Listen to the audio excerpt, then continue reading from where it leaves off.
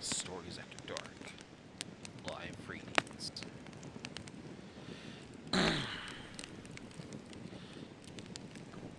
It's a show.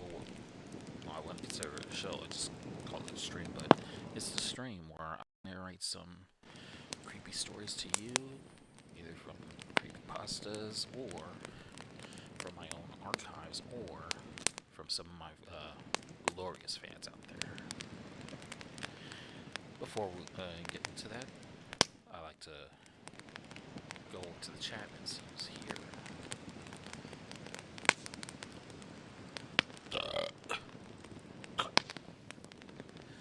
Yeah, that was a little tea. I thought I had a little more time, but as soon as we restart my computer, not everything goes as planned. Anyways, we got Smiley Bonga, aka Brenda. What's up? Welcome to the stream.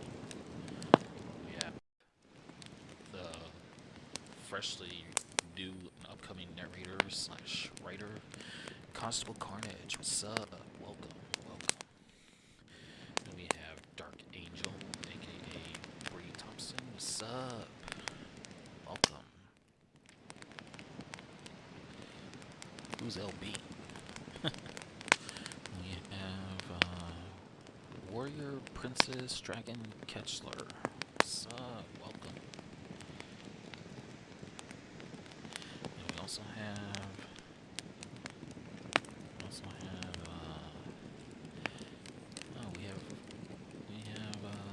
Darksider TV. What's up? Long time no see. Where the hell have you been? Come in here, come into Twitter, turn up, and then all of a sudden you disappear. Come on, man. Stay for a while.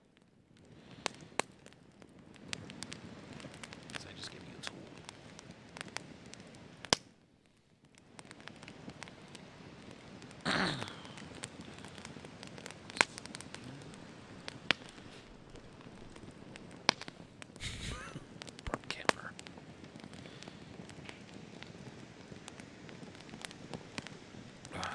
We have Creepy Clown Girl. What's up?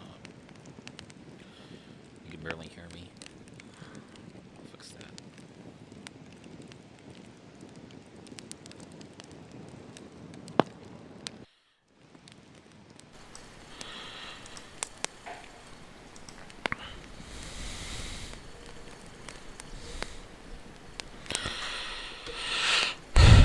Alright, can you hear me now?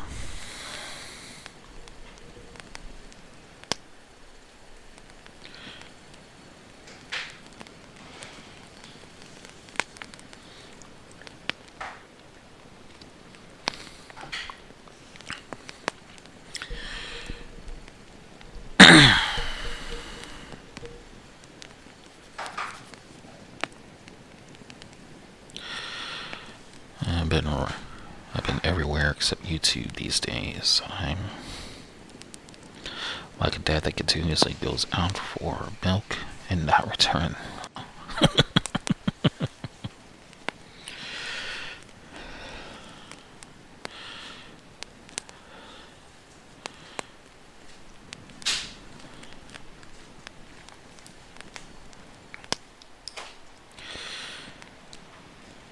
Yes, stay in your room. Thank you. So sorry for the awkward silence. I keep having people coming in and out. People I don't like here. Oh, we have Angry Hobo. What's up? Welcome, welcome. I seen you in Lila's stream, or Blue Phantom stream. And another one from Blue Phantom stream. Lexi, what's up? Thank you all for coming.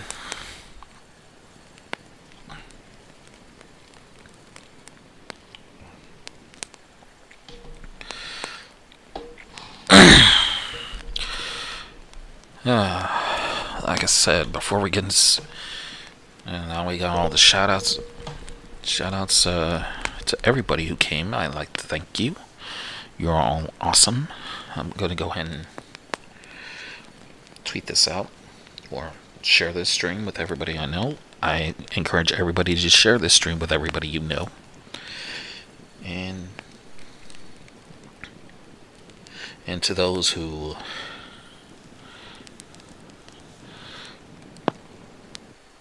new here, thank you for coming.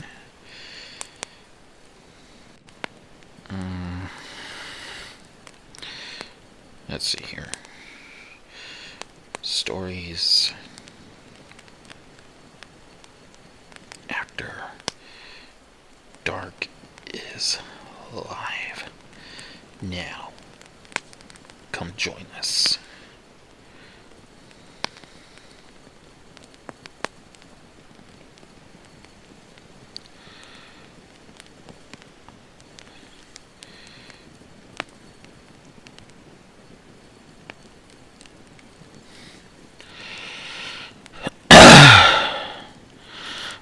Creepy Clown Girl says, can't stay long. I wanted to stop by and say hello to you and everyone. I hope you have a good stream. I also tweeted your stream on Twitter. Thank you so much. Boston Actress, aka Stacy, what's up? Thank you for sharing and liking. Me like you a lot. Anyways, I know we're gonna get into the streams, but I usually keep before I start the show. I usually set up a timer so that way it'll give me more time to share this around, and that way everybody is ready for the spookiness or lack thereof.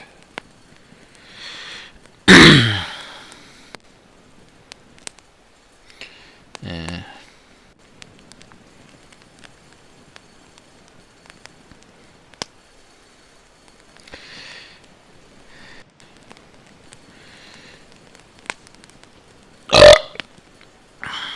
That'll be burp number 2.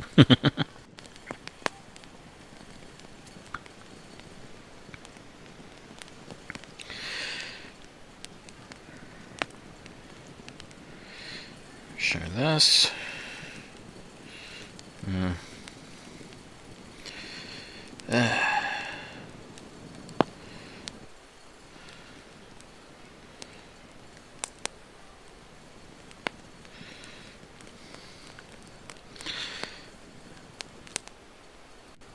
Self promo, there I am.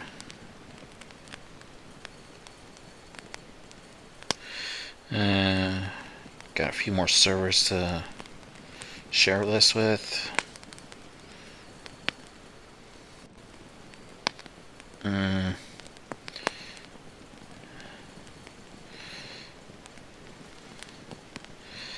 And this one.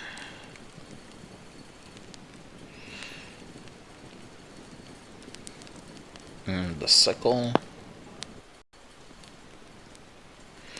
which would be Cleaving Thought from Bones server, so that'll be good.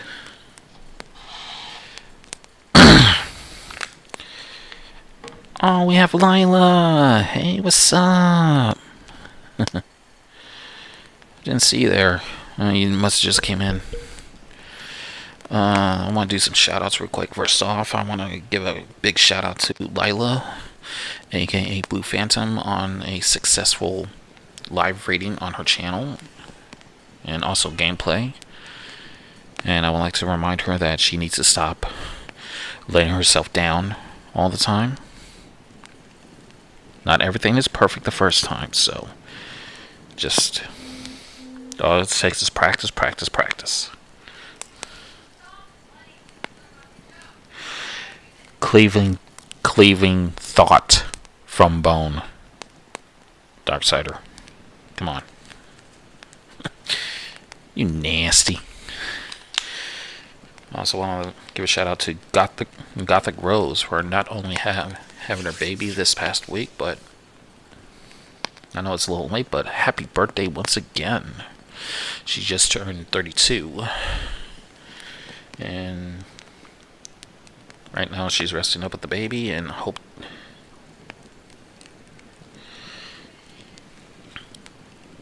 hopefully we'll get to see some of her content soon.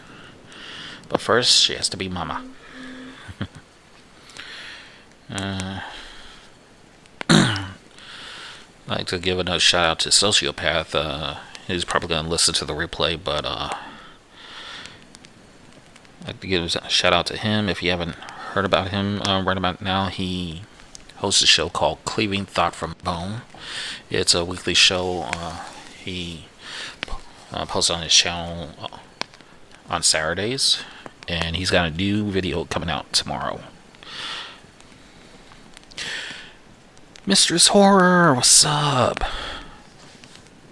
Haven't seen you in a while either. You didn't show up to D&D Monday, Missy. No, I'm just kidding. But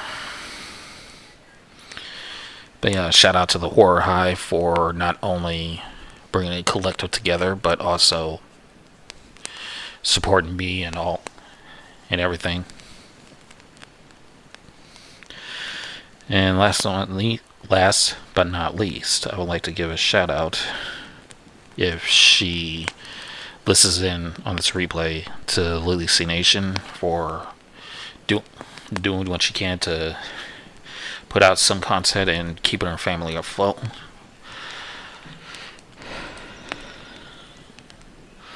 It's okay, mistress. I'm not busting your balls about it. Catter might, but no. Aw, I love you all too.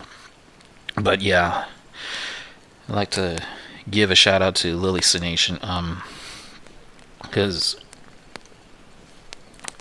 this past week she posted a vlog on her channel, and I'm not going to get into any specific details, but right now her and her family is struggling, so I advise everybody to not only go over to her channel and like, comment, subscribe, but also try to donate something to her via PayPal. I'll leave a link to her channel in the description, also her PayPal, because she and her family really needs it, and I want her to make sure everything's afloat, because she's very talented and she deserves better. Alright.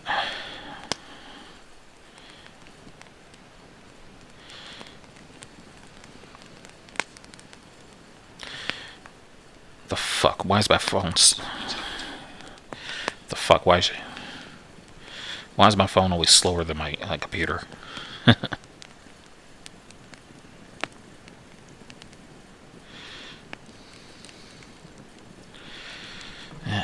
But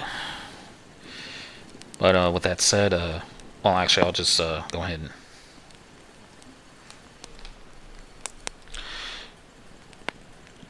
and follow.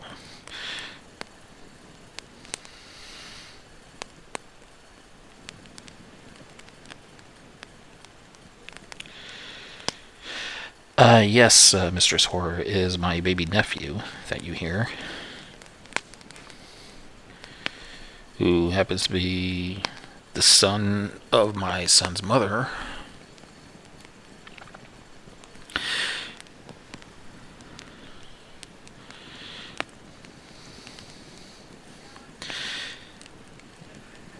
Hi, Mia. What's up? Yes, there is a baby in the house.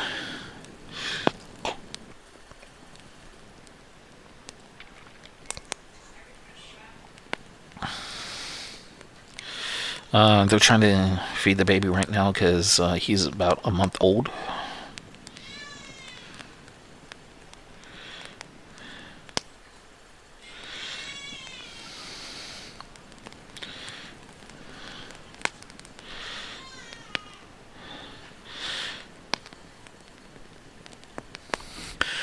But yeah, I just typed into the chat Lily C Nation's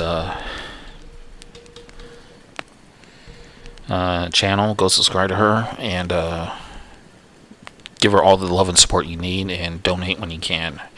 The link to her PayPal will be in the video, in the newest vlog she posted. Now,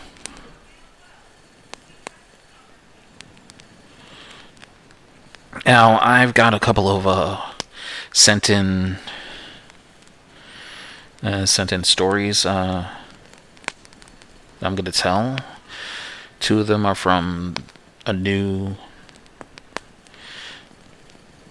writer called Horror Goddess. That's right, horror, not what you think.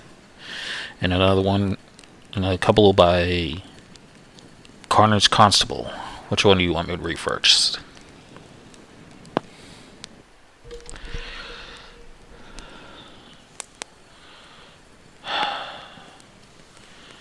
I'm pretty sure once she sees this replay, she's going to be very elated.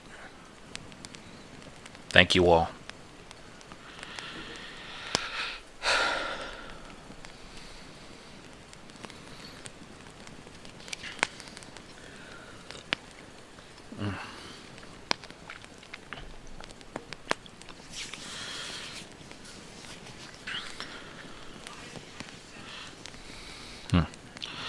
I gotta head off and get some sleep.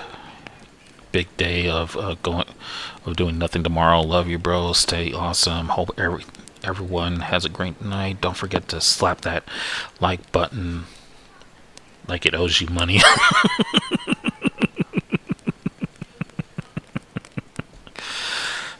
Dark side. You always find a way to make me laugh. Hobo, Stacy, Mia, thank you so much. She's gonna appreciate this. Oh, so it's Neria's choice. Okay.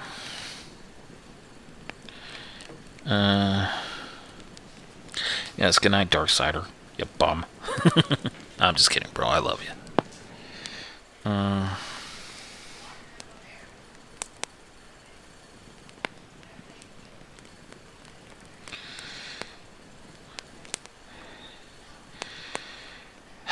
God damn it, I gotta get my stories in order.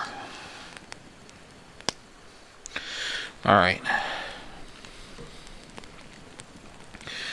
But, hang on. Gotta get comfortable. But yeah, I'm gonna go ahead and read Horror Goddess's story first. Well, there are actually two small stories that she or he sent to me. But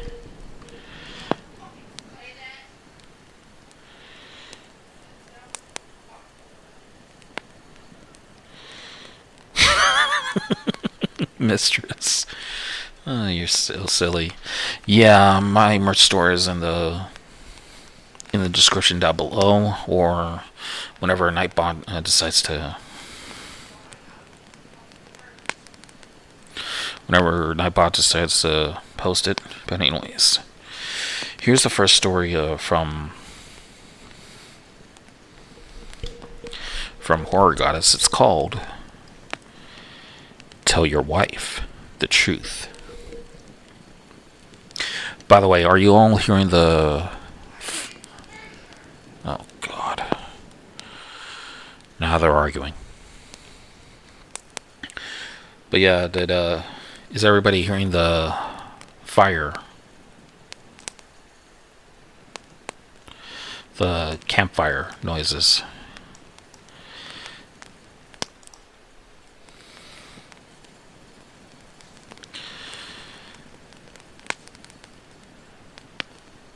Well, can't really blame you, Mistress. I mean, you really do have some sexy flesh rippers. But enough fraternizing. Let us begin.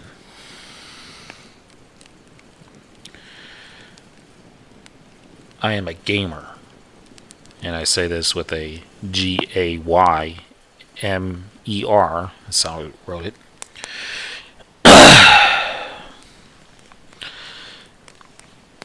Constable Karn says, "Oh yes," and Angry Hobo says, "Fire, fire, fire." Alright. I am a gamer. 35-year-old man.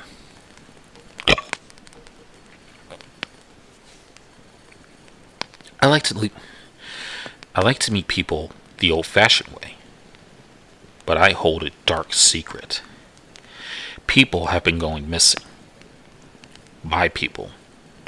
And it centers around this guy, Frank. So one night, I decided to walk up to the bar and spill my drink on Frank. It wasn't long before he drugged me. It wasn't long before he drugged my drink, had his way with me, shot me in the head, and chucked me into the back garden. 6 feet, by the way. A few hours later, I woke up. My plan had worked. Breaking out of the ground was easy enough. I strolled right up to the house and knocked the door in. Frank was at the table having dinner with his wife. He jumped up and fired at me 3 times. I grabbed the gun and punched him to the ground. I grabbed a butcher's knife and brought it down on the fingers of Frank's wife. Now, Frank, tell your wife everything, or I'll cut your fingers off. Okay. Angie, I like men. I've been meeting men. I drug and kill them because I feel ashamed, and it gives me a sense of power. There's like 6 of them in the backyard. I laughed and chuckled loudly. Angie, look again. I never touched you. Angie looked. Her fingers were still in place. Hypnotism is such an easy trick. I handed her the gun. He has killed 6 of my kind, and he's been lying and cheating on you. Kill him, Angie. Angie, no! Pow, pow, pow. Wait! She screamed as I was about to leave. Why didn't you die? He killed you too, right?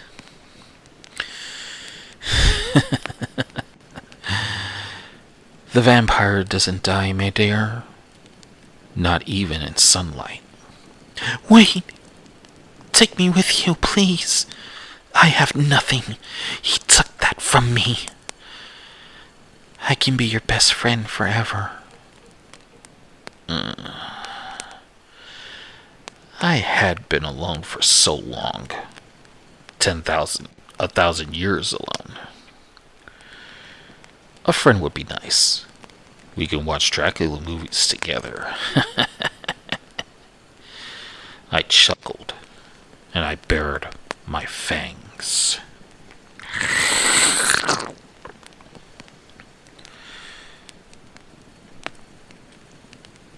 So that's 1.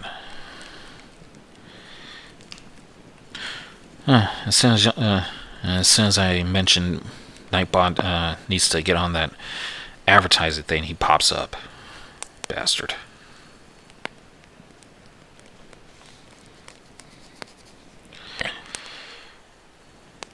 So what do y'all think?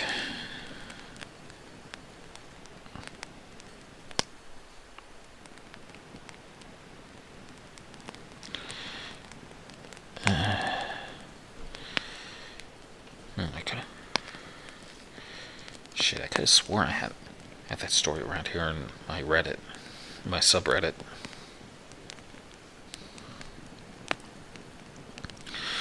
Fuck me.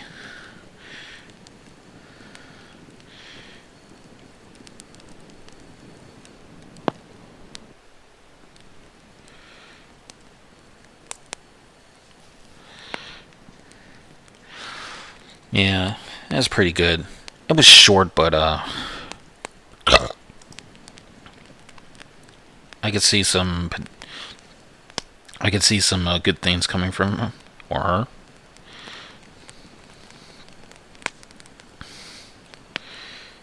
What the hell? How do I get to my subreddits? Oh, maybe if I Short and to the point. I like it. Yeah.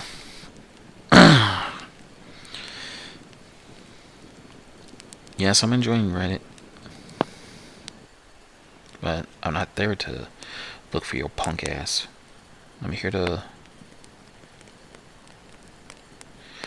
look for my subreddit. Where are you?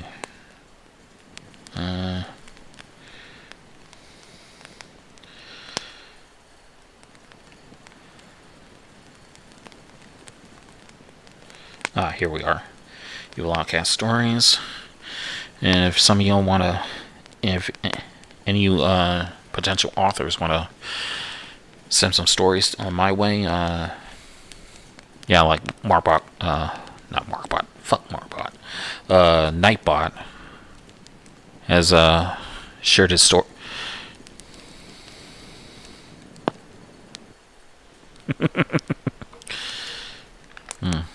Should I start a Patreon or an OnlyFans?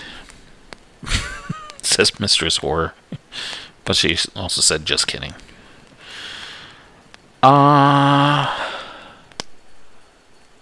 Moving on.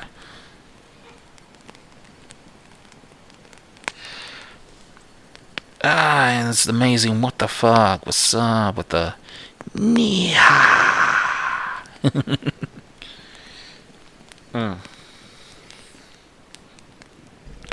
Alright, here's the next story from, uh-oh.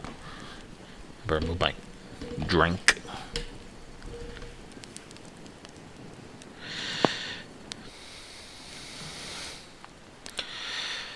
Here's the next story from, Horror Goddess, 1986. I'm good.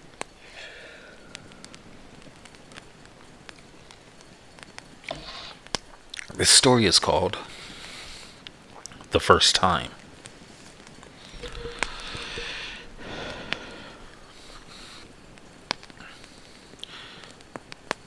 Dying hurts the first time. The second was tedious. I was a 34-year-old male, and I wasn't in great shape. But I didn't expect to die. Damn. My best friend was in an unhappy marriage. We had worked out a plan. I kill her husband, we split the money, and go somewhere sunny together. It's perfect. She's grieving, and she wants to go on holiday with her gay best friend.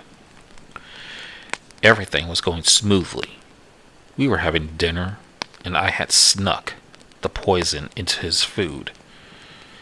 A few groans and grasps, and he was dead. Change of plans, honey, Deborah said, drawing her gun. I'm not sharing the money. I couldn't kill my husband. See? Too obvious a suspect. Now eat the food. No. Eat the food, or I'll shoot you in the dick. You could see there's a camera up there a bit. You can see there's a camera up there. A bit of editing the tape, and all the police will see is you both eating the same meal and dying. I'll leave a note saying you were both having an affair and couldn't go on anymore. Everyone will believe it because, face it, dear, you're the biggest in the whole state. Now eat. I took a bite. I didn't fancy being shot in the dick. Dizziness overtook me, and then it went to black. I awoke. My body felt heavy and stiff. I had no idea what was going on. I stumbled into the hall. There was a door semi-open. She must be in there. I pushed the door open. She was there at the computer editing the video footage. She turned to me and screamed, "No, you're dead!" She drew her gun and shot me in the head, and I fell. I awoke again. She was dragging my body down the hall. I sat up and she screamed. I got my hands around her throat, fell on top of her gun, fell out her bag. I grabbed it and began to beat her with it over and over until her face was a bloody pulp. I staggered to the bathroom. I needed a damn drink. The next morning, I took the tape out of the camera machine and burnt it in the fireplace. I dug a big hole in the garden and buried the husband. Deborah had a lovely home. 600 channels on the TV, designer clothes, but what do I do about her body upstairs? I found a sewing room, and that gave me an idea. I took Deborah's body to the kitchen and grabbed a carving knife, then began to peel. I took the designer outfit down upstairs. I buried her in the garden too after a few days. After a few days' work, the new Deborah emerged from the sewing room. Now just to choose an outfit, Gucci or Burberry. I tell Deborah. I tell Deborah has some fantastic breasts.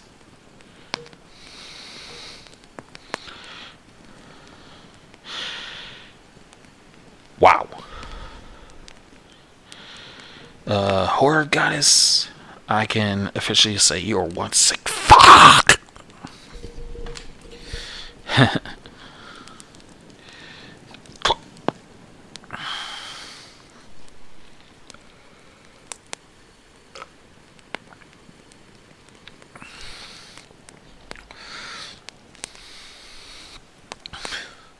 Someone I'm guessing, after Homeboy got killed twice, he killed Deborah and pretty much pulled a Buffalo Bill and skinned her.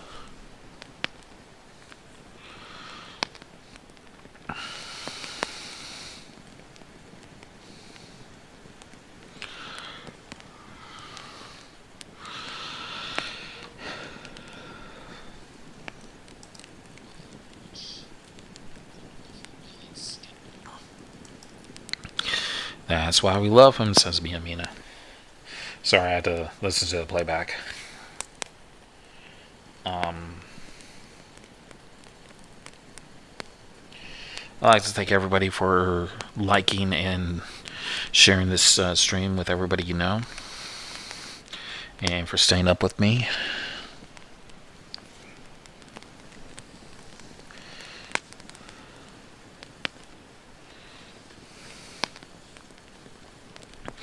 Next time on EO, Scooby in the Game, find the legendary, amazing WTF's dictionary.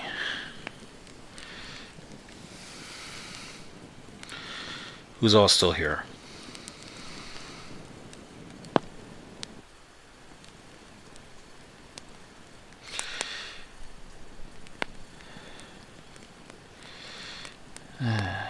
Getting a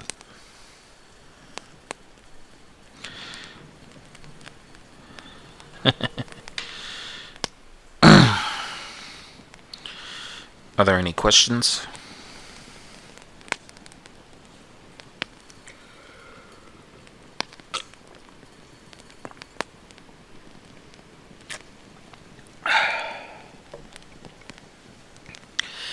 Me, says Mistress Horror.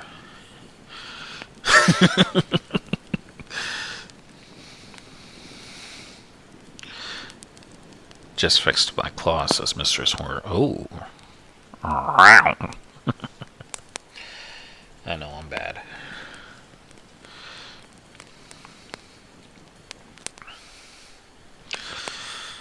You don't poke a sleepy dragon, says Ketchner.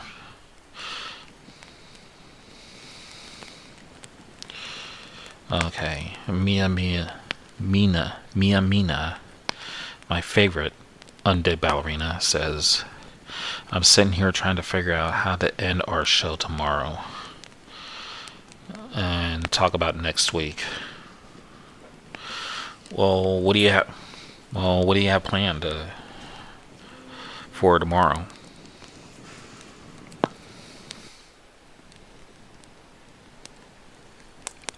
As a matter of fact, if you want, you can DM me the details, and I'll try to make some apples, some.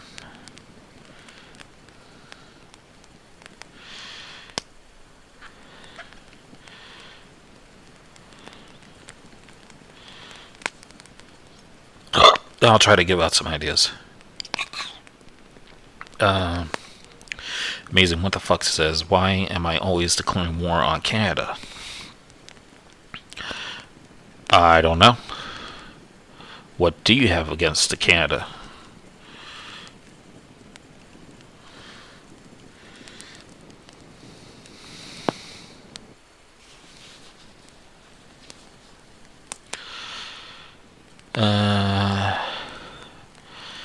Angry Hobo asks, is mayonnaise an instrument? Oh no. Does the Pope shit in the woods?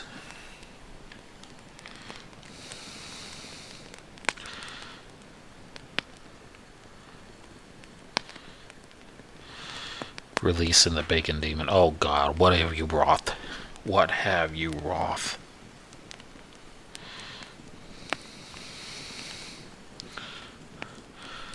Somehow we always end up talking about bacon. Maybe talk about Canadian bacon. Shit, I don't know.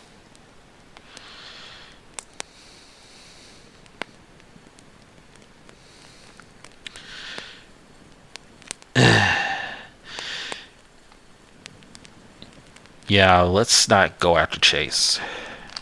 He's my favorite Canadian at all. So amazing, what the fuck? Stay away from Chase. That's my buddy. And he pretty much gave me a gift this evening. And I'm very fortunate of him. So, what the fuck? Stand down.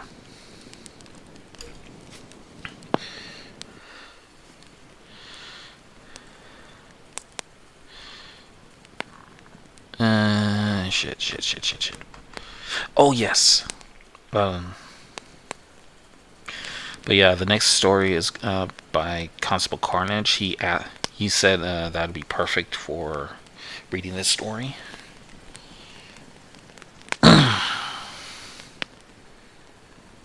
I don't know. Was it one you just recently sent me, or is it the Swamp one? Carnage.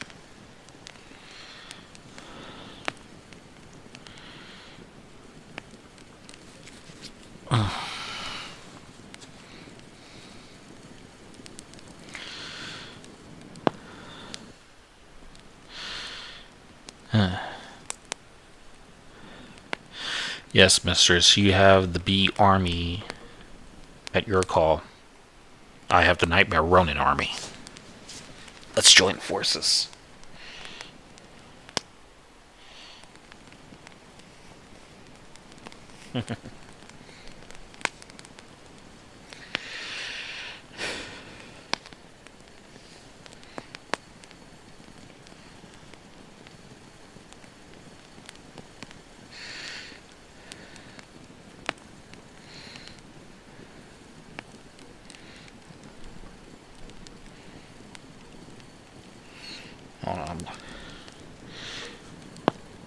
It's the one you recently sent me. Okay, so yeah, no problem with me giving everybody a sneak preview of what you're going to be releasing, right?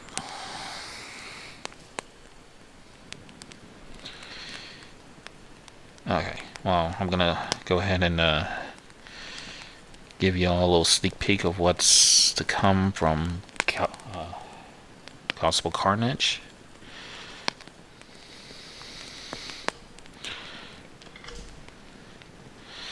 Alright, well, and Constable just released the title of the story, which I'm going to be part of in his channel. This story is called Sea of Tranquility. I think not.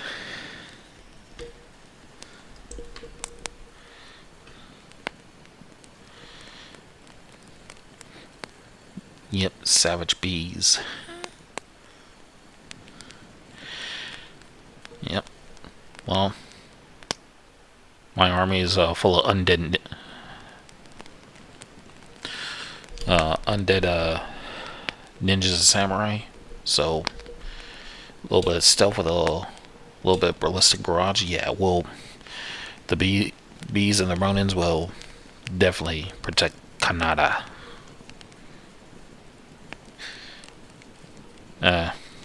Except Pamela Anderson Lee. Nobody wants that shit.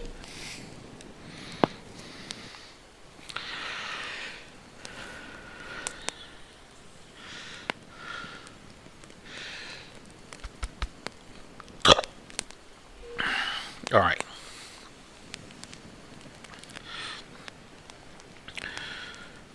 The sun is setting for the dawn of man. We must work towards a common goal. As Gage is searching the seafloor, he hears Clark over the two-way comm.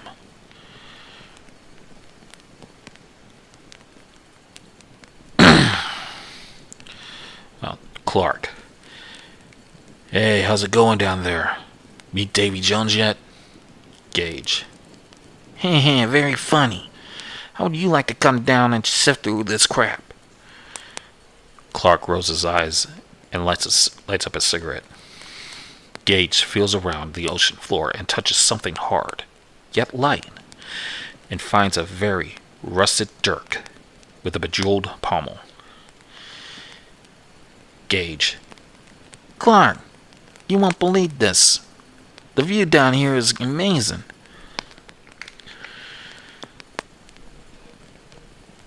Clark smoking a cigarette. Looks at the raw footage.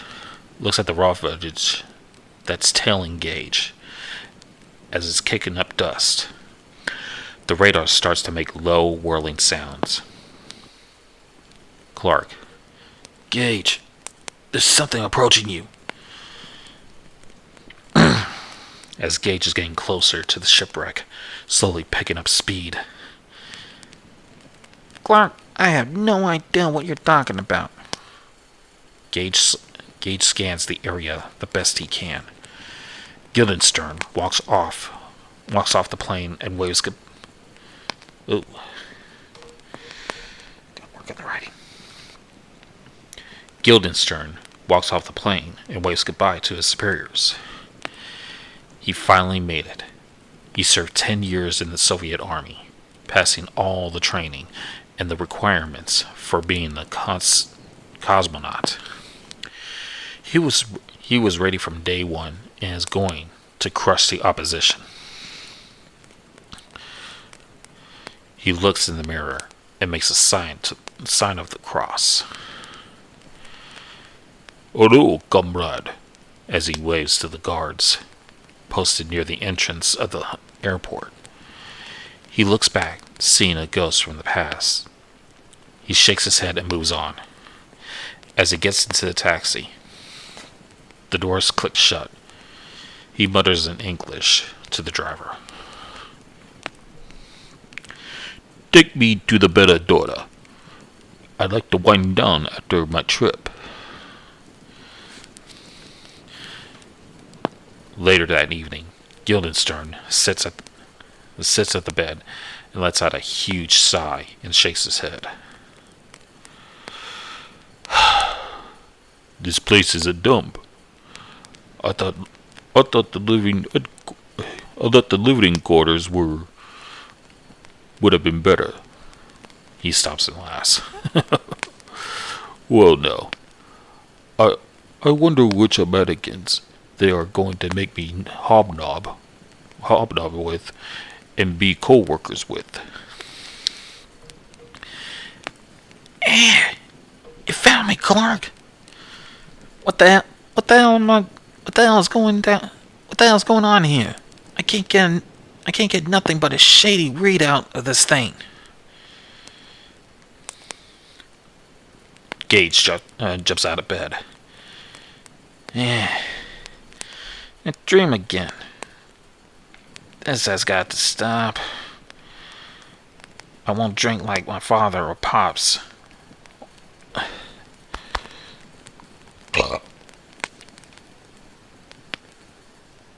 I won't drink like my father or pop pills like mother. Gage remembers his shattered childhood once more. He shakes his head. Okay, guys. Time to start the day. He looks at his tank, full of scorpions, while he leaves his apartment. Gage meets up with Clark at the embassy. What? Did they tell you why they called you down this early? I mean, it has felt as if I just went to bed, for Christ's sake. All I know is I'm ready to hear whatever cockamamie scheme they had cooked up in their caveman, in their caveman brains this time.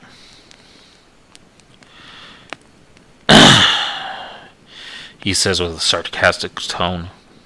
Clark laughs. Gage, as long as we've known each other, you never seem to drop that dour attitude, and I gotta say, it's grown on me.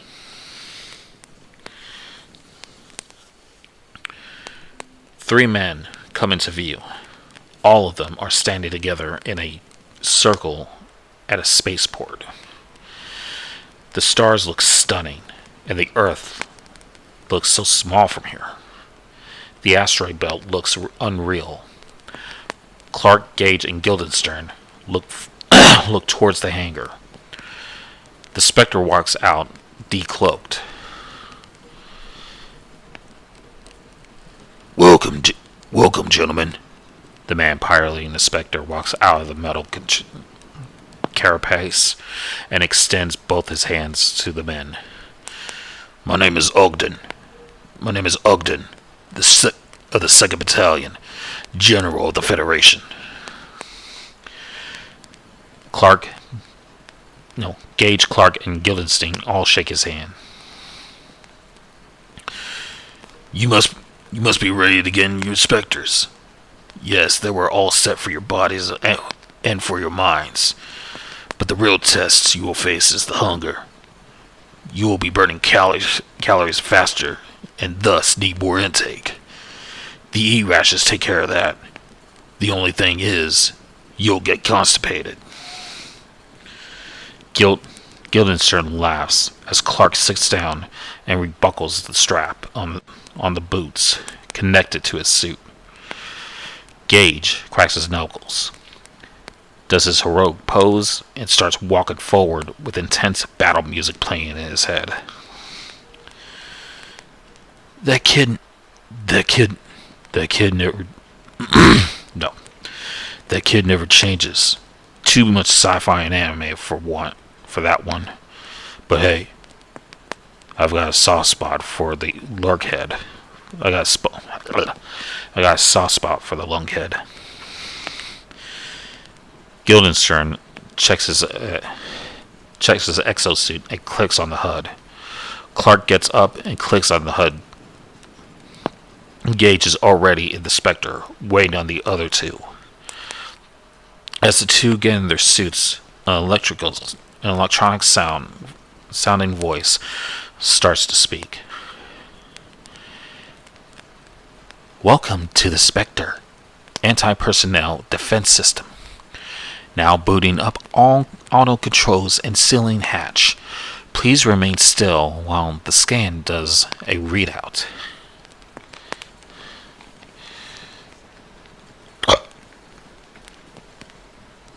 The clicks, hums, and whirling of the machines are seeming to calm the men down as they focus on their new goal. The dropship is cold and hard, but being in the Spectre suits, they feel nothing but warmth and a nice breeze. Each pod now shot out towards the surface of the moon with the force of the hammer of Thor.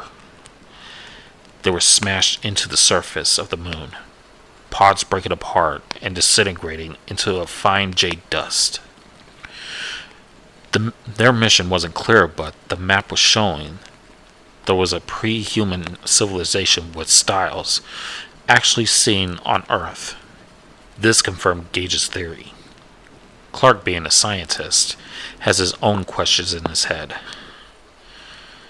It looks like an Egyptian and Mayan. Looks like Egyptian and Mayan styles. This is quite unbelievable. Do you see these designs? I mean, the workmanship is simply flawless. This was not made by human hands.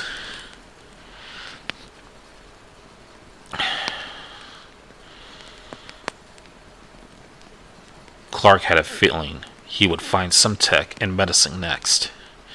Guildenstern hoped to find weapons and maybe even battle tech and old weapon schematics. If he's lucky, some gunsmithing, and if he's lucky, some gunsmithing materials. Okay, Clark and Gage. You both stay together and I will give you a step rep when I get back. You both stay armed and alert, comrades. Shit.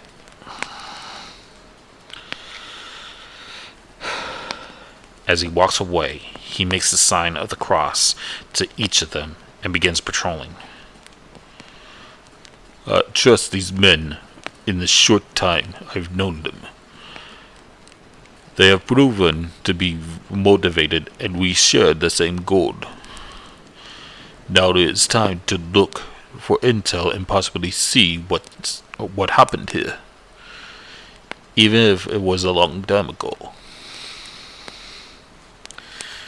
Well, he's gone. Can't say I'm sorry. I trusted him with my life, but I still don't get him yet. What's he here for? We all seem to get along, Clark. Can't you just accept him as a brother in arms? Sure, we are from different countries, but the same world. That means we should. But the same world. That means we should work together in our endeavors, share alike. You know. For a snot-nosed kid, you sure tend to make a lot of sense. And when you're right, son, you are right. So, kid, what do you got up your sleeve this time? I don't know what you mean, old man. Last time I wasn't on my A game, and I had to use a coup de grace. That might have worked in the academy, but here we both know how bright you are, and know you are cold and calculated when it comes to knowing your surroundings and enemies. You are a wrecker, son. It's what you were born to do. This Woden, though we know all about it, it's not what we thought. Something is missing. I need to get back to my friends. Coming out of the ruined weapons plant, you see skeletons that resemble humans. but look more defined and stronger, more durable. He picks up a sword made out of what he thinks is moon metal. Using a makeshift sheath, he tucks it away on his shoulder. Guildenstern returns to the old township they are waiting in. By now, they have a rudimentary map, and they now have an assault base set up, it seems. The general is there waiting with a smirk on his face, but his eyes are dark. Well, you seem to be as good as they say. Already collected souvenirs, I see.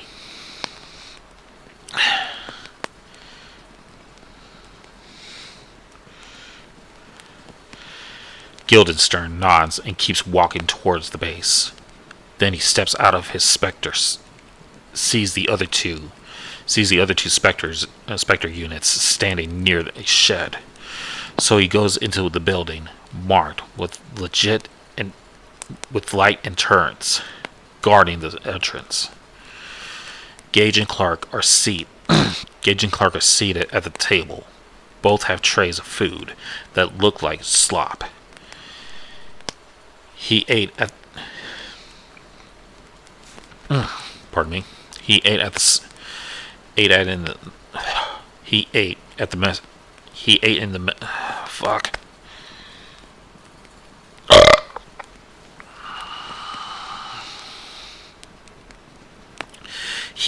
mess hall. Guildenstern sits down and partakes in the meal, and then goes to sleep, as do the other men. Another day begins. Clark, Gage, and Guildenstern meet up with Ogden near the newly built command center. It seems this man never sleeps, or at least not when they do. Alright, team, let's go over all the stuff we have found. Guildenstern, I want that sit rep on my desk as soon as possible. I'm looking forward to seeing what you saw. Clark, Gage, I need you to start covering more land out there. Clark and Gage walk outside and board their specters. Clark, did you bother to ask why the general is here? I'm not liking this, he said. He said he will remain in the watchtower. Recently built orbiting the moon. What I've learned since my time working and serving the Federation is you don't ask questions, son. Ogden, you are acting very strange. Are you okay? This is not my first time here, son. This was a battle fought here. People died. My friends, brothers and sisters did perish here. But I'm not here to tell you what was. I'm here to tell you what's gonna be, what we have in mind for this place. Gage and Clark have been traversing the land all day and have seen many more temples and old buildings with crystal-like glass covering the walls. Crude depictions of humanoids and creatures not seen before litter the glass-coated walls, almost like it was scratched. No burnt in. Running his brush with one hand of the specter across the pattern of the glass, they heard a loud scream echo through the ruined city. The loud shots screaming across the halls of the temple.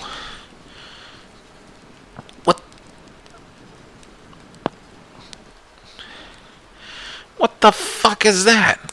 What the hell is happening here? There's things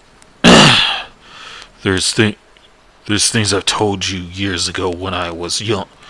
When I was a young pup like you. After that Battle of Terra. Trixie. After that Battle of Terra Forma, when the Sentinels occupied the moon, Space pirates, space pirates, scallywags. Nothing good. Space pirates, scallywags. Nothing came from here. Nothing came. Nothing good came from their kind.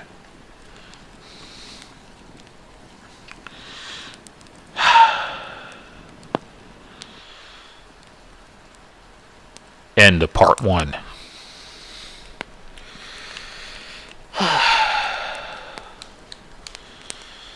Yeah, I usually don't do impromptu voice acting on the fly, but I'm hoping I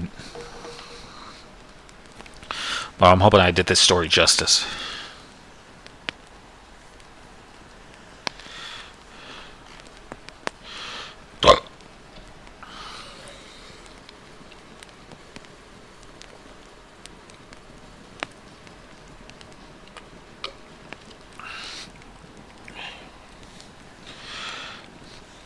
Damn.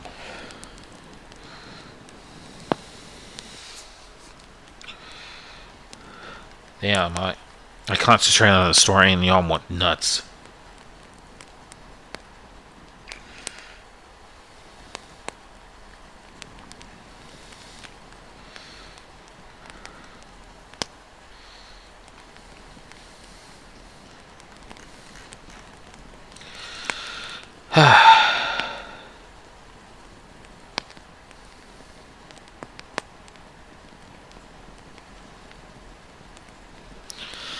Let's see here.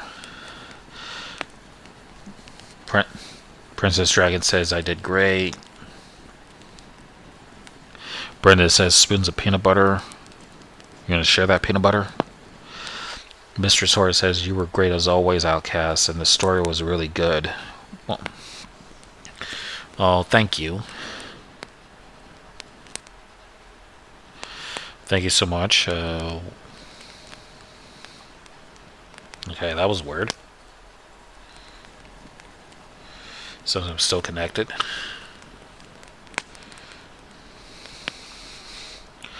And yeah, the story is pretty good, and I'm hoping I get to see more of this real soon.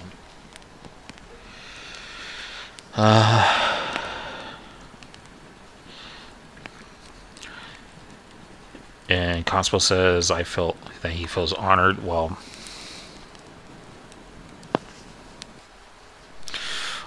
it's an honor to read this, and I'm glad you enjoyed it.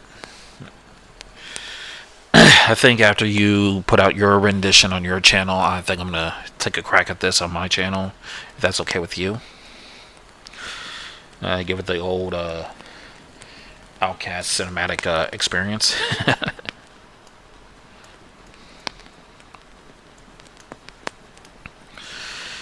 And Brenda says that was awesome. Amazing. What the fuck? He says with squeaky toy dildos. What the fuck were you all talking about? Squeaky dildo. Great. Now my stream has become poor. Yeah. God.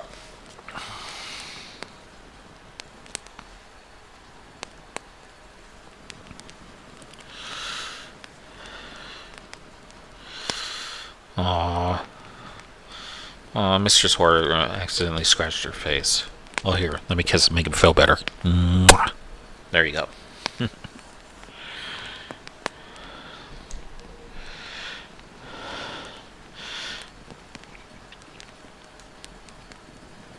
Queen Dragon, okay. Alright. Judging by this, I am low on iced tea. Oh, yeah, that's right.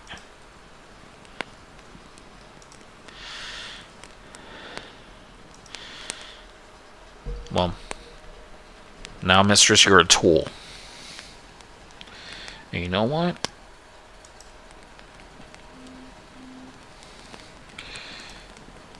Now Constable is a tool.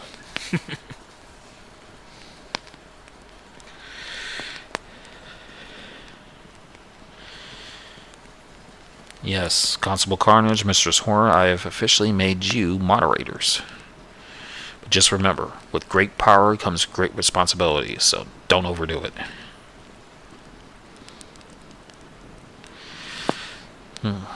But yeah, I think I'm gonna go ahead and hit the bathroom real quick and get some more tea. And when we come back, we'll pick out some random stories. So don't move a muscle. I'll be right back.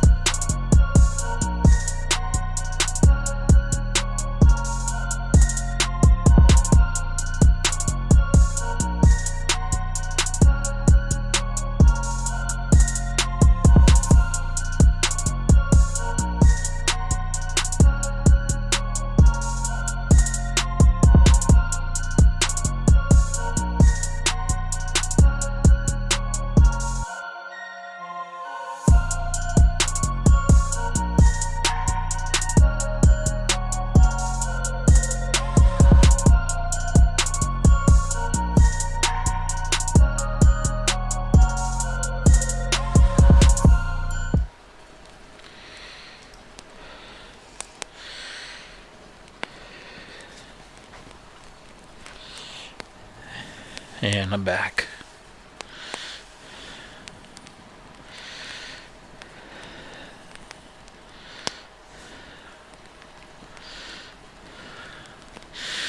Let's see what you Scallywag said while I was gone.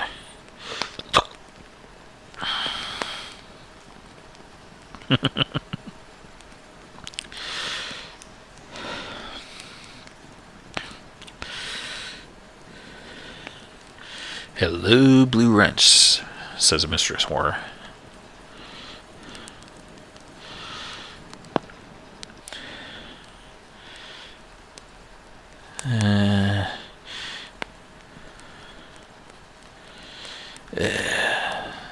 See, some of you are being little smartasses.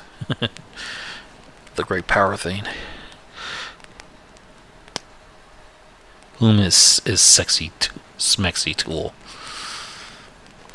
Well, you're the sexiest one of all, mistress. Oh god, I gotta stop.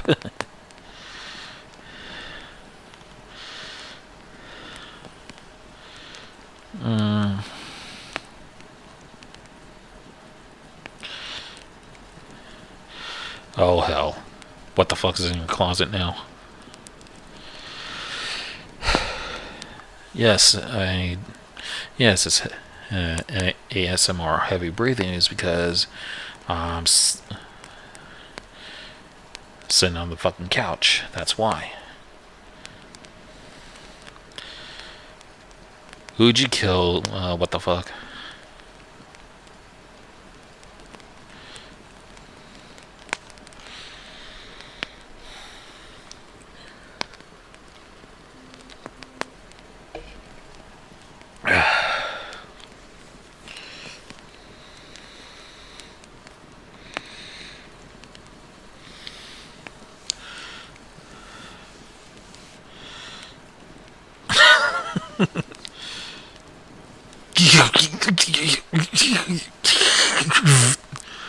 says Mistress Horror. I'm just kidding, Mistress. You know I love you.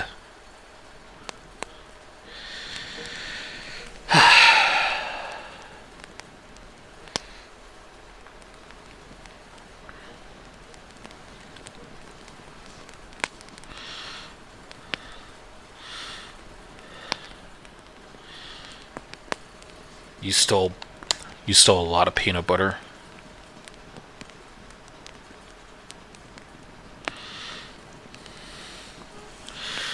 Mistress says I can't figure out how to fill my new vape. Sorry, Mistress, I can't help you there. I've quit smoking.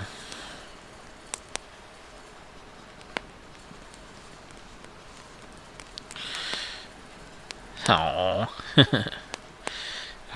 I is blushing. Yes, you're gonna hear me say a lot of random shit.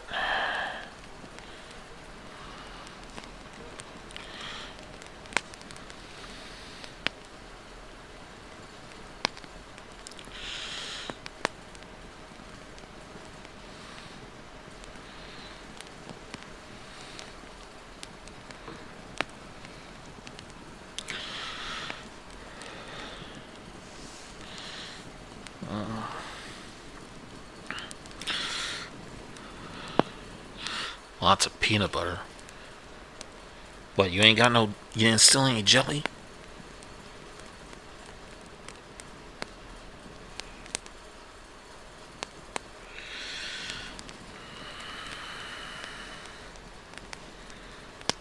And I figured if you stole all the peanut butter, you would have some jelly on you.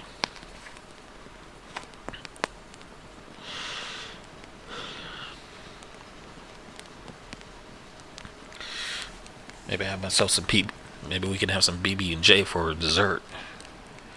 Yes, I'm one of those types of weirdos that's considered PB&J as a dessert.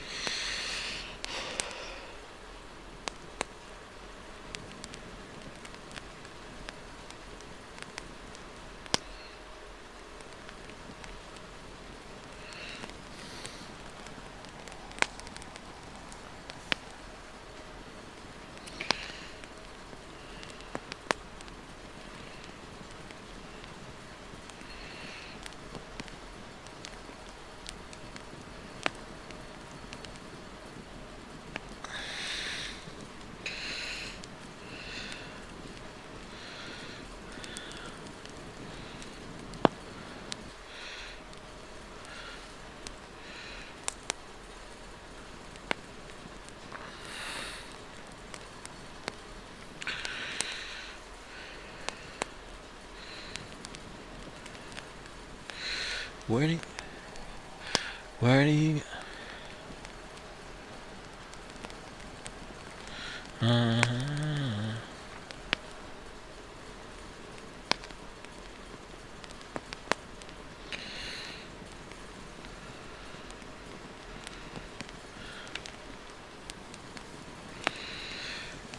Where do bad folks go? They die. They don't go to heaven when the angels fly. They go down to the like a fire and fry. Won't see him again till the 4th of July.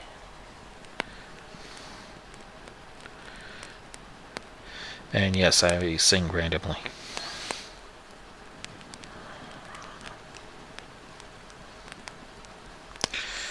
Let's see here.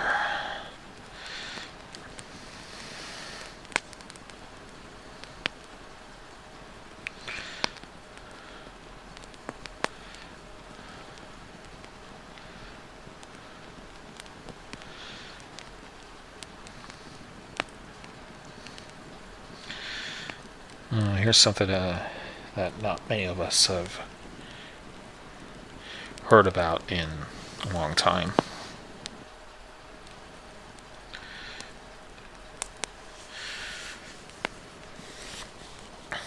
This story is called Black Eyed People.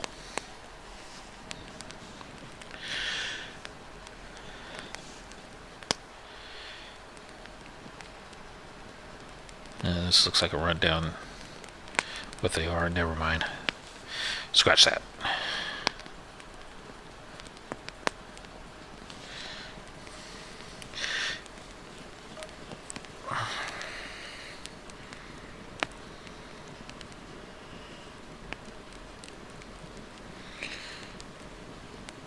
You know, that's what we need more of is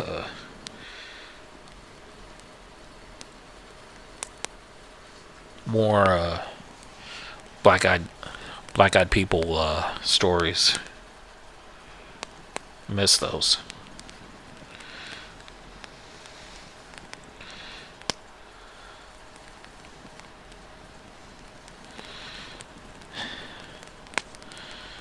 And yes, mistress, you're a tasty jelly. Okay, I'm gonna stop.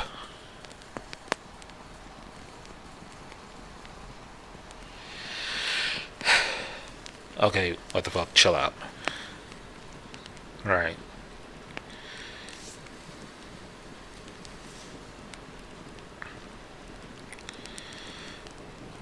Well, this might be a classic. This next story is called Anomaly.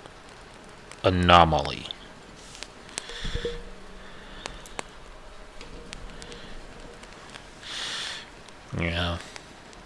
I think it's because everybody keeps talking about the Wendigos and Skinwalkers and all that shit, whatever the kids like these days.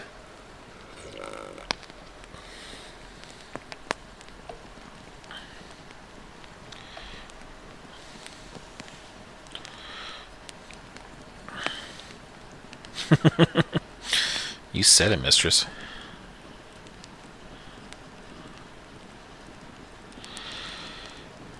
Anyways, I'm gonna read this from the Creepypasta Wikia. The story is called Anomaly.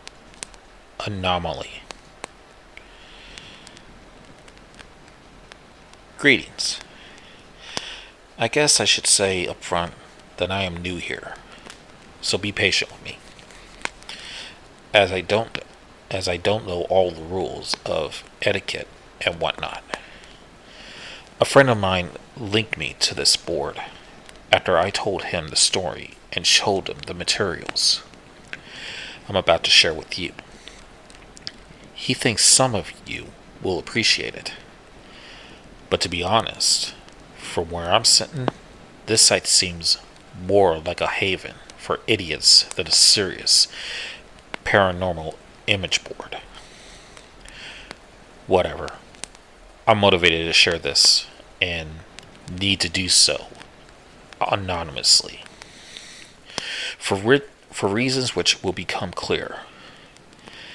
Technically, I'll be breaking the law, but if I understand how this place works, this thread will disappear in a day or so anyway. Here's the deal. I am a production editor at a small independent publisher in the... God.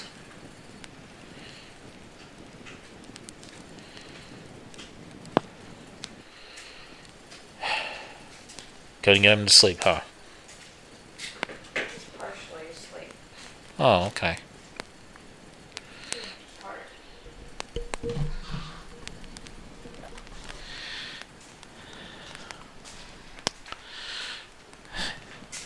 Alright.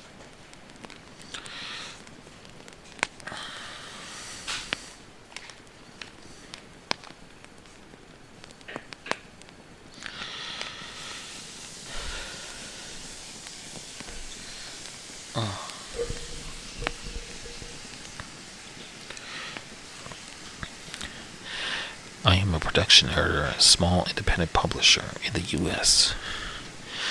I won't say which or where, so don't ask, as I like to keep my job.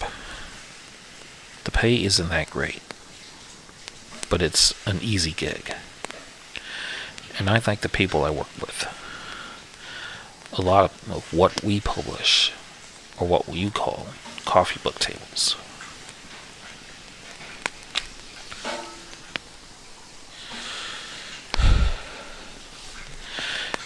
The kind people flip through when they're bored, but almost nobody ever reads cover to cover. Bland pictorial histories of certain cities or states that sell well in regional gift shops.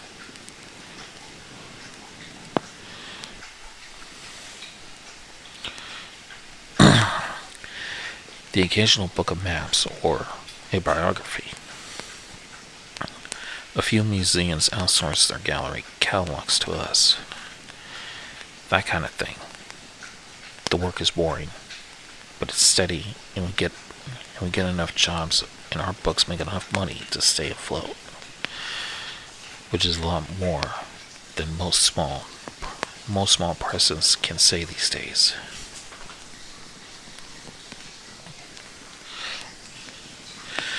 Because we've been around for a while, our name is somewhat known to history buffs, and people think they're an expert of such in such town, in nowhere at all.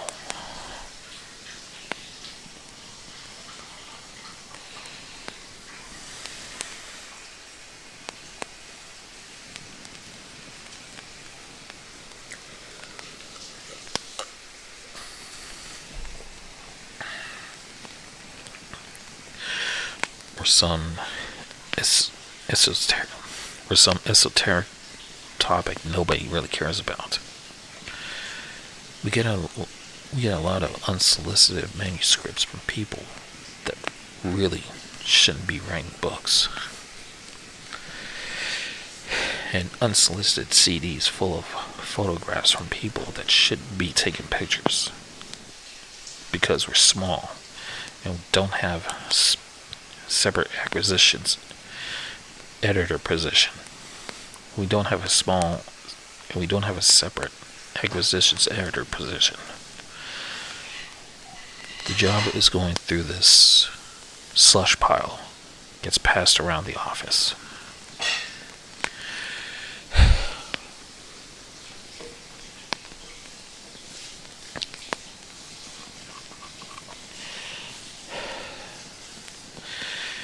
Very rarely somebody will find something worth pursuing and pitch it to the rest of us.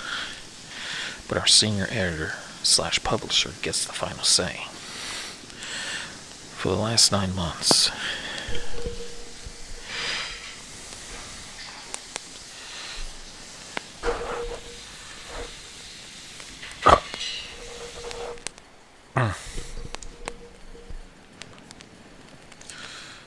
What's wrong?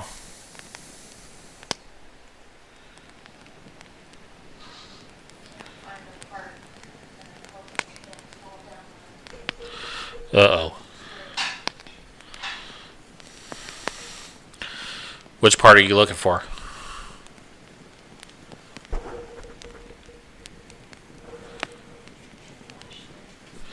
Sticking my hand down there. If it's down there, that's it. It's nothing. I don't stick my hand out purposely. I'll be right back.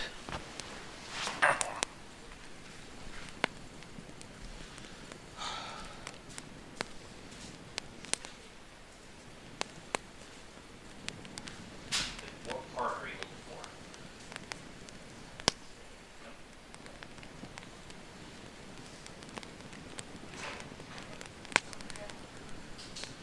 Just don't turn it on, okay? Rubbery.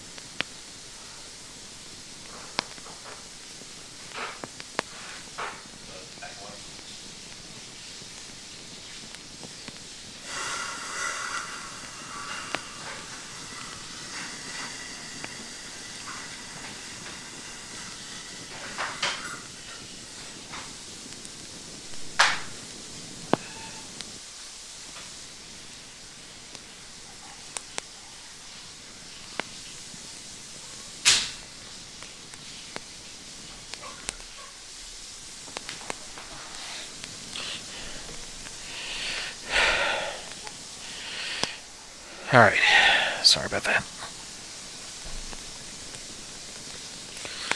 Where was I? Ah, yes.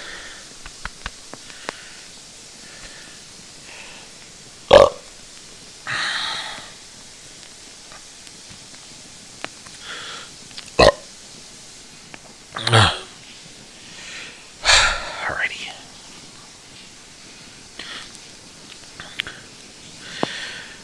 Very rarely, somebody will find something worth. Very rarely, somebody will find something worth pursuing and pitch to the rest of us. But our senior editor / publisher gets the final say.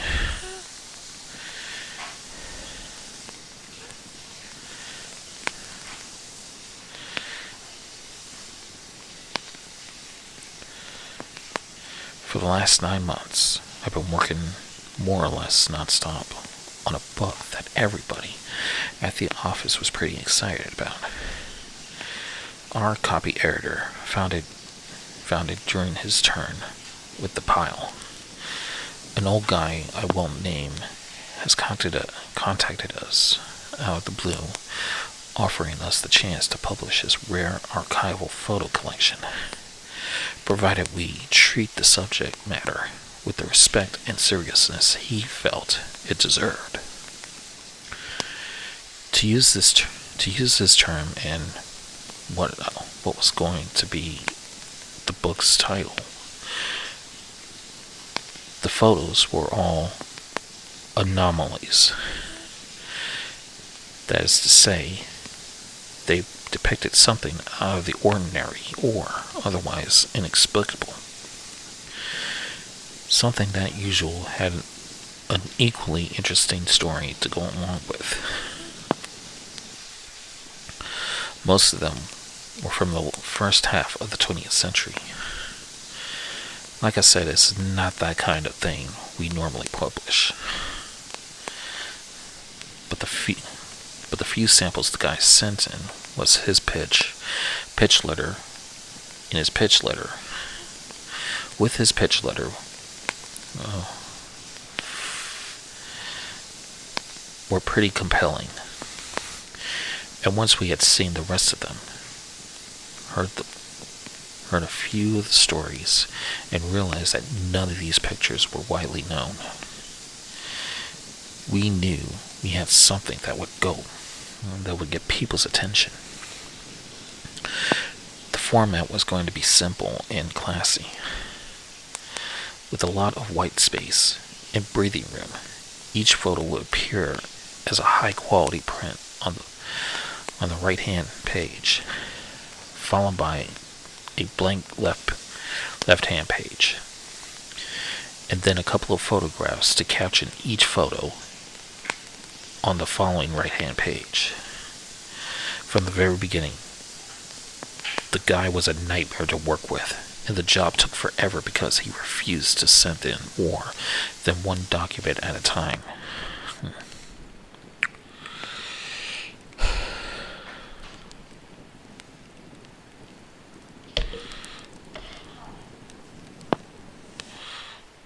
Huh?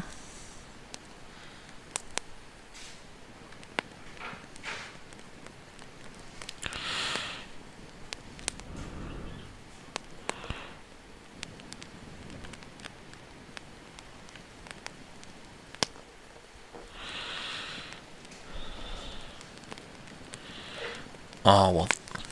Oh, good night, Cosmo Carnage. Thank you for coming by.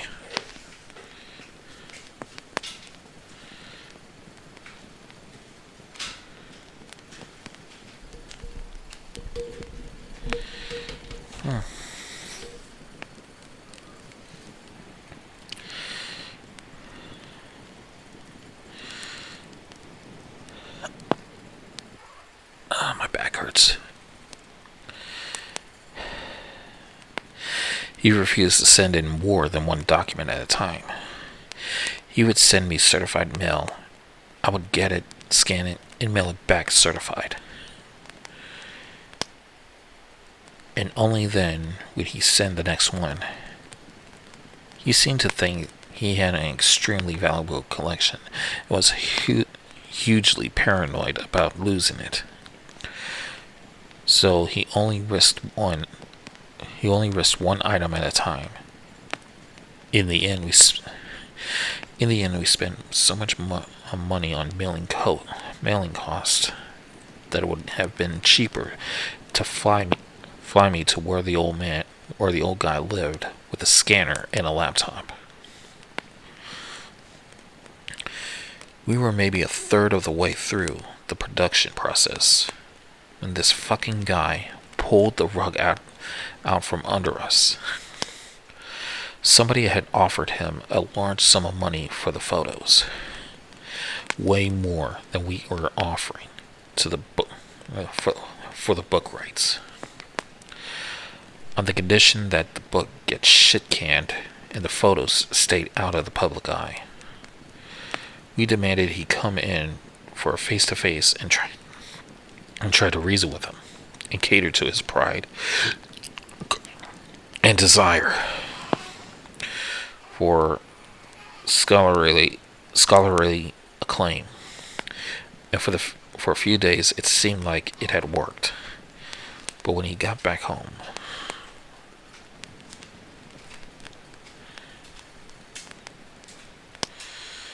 he was stirring a little bit. You're stirring a little bit? Yeah.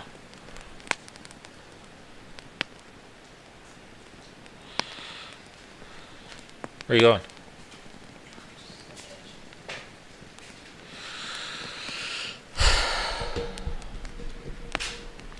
Sorry about this, ladies and gentlemen.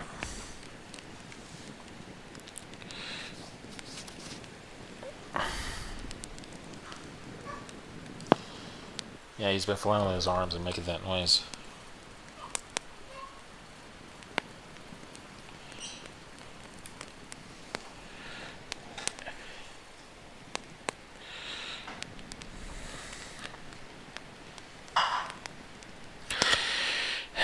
So sorry, ladies and gentlemen.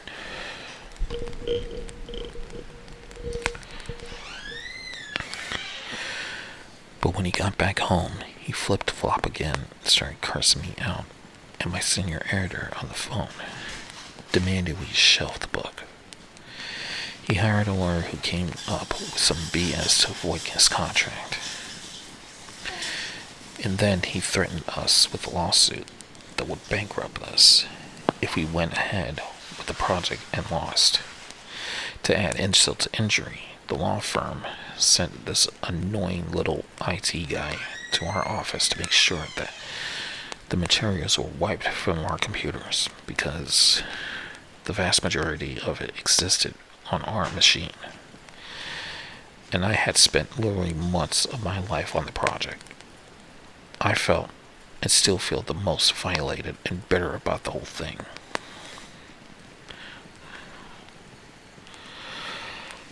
Somebody should benefit from all that work. Hence my reasons for coming here. Unfortunately, I don't have the high resolution scans I made of the photos, but I did keep working drafts of the original captions and 14 medium res placeholder thumbnails that Quark created as I was laying out the original version of the book. Don't ask me why we're still using Quark.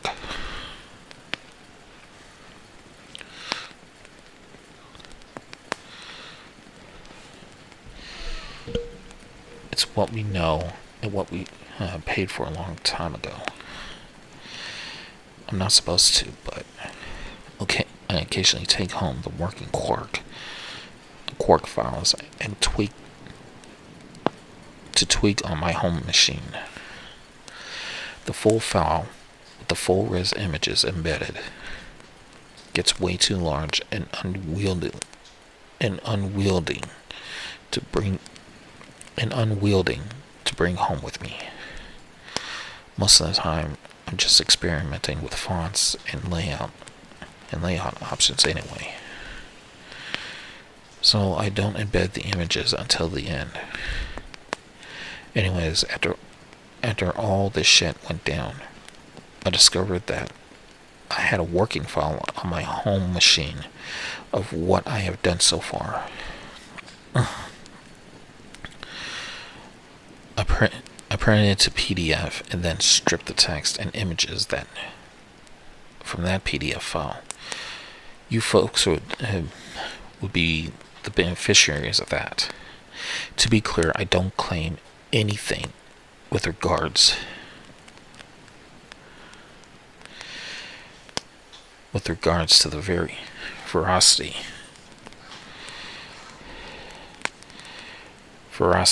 and provenance of these photos. I'm not here to convince you they're real.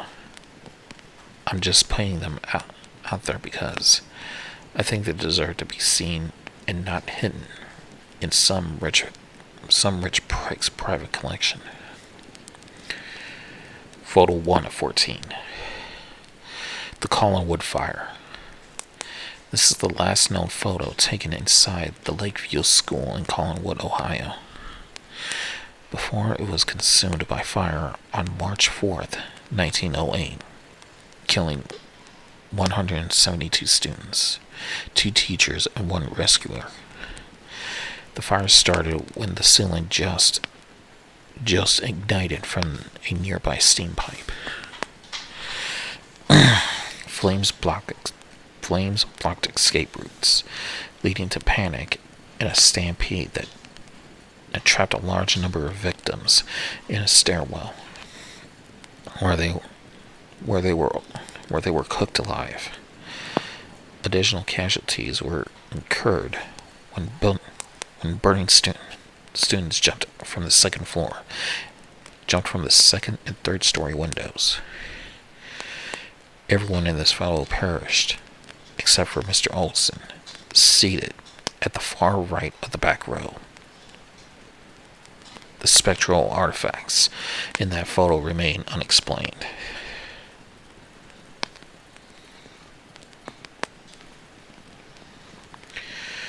Photo 2. Charlie Noonan's last interview. Charlie Noonan was an amateur folklorist who traveled throughout the South and Southwest United States during the early years of the 20th century, collecting tales and stories of the supernatural.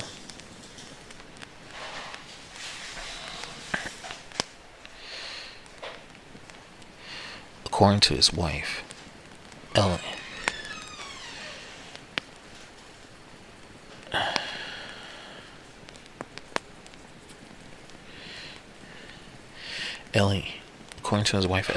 Charlie was told a story one day by an Oklahoma farmer about a strange woman who lived alone on an isolated property in the Panhandle.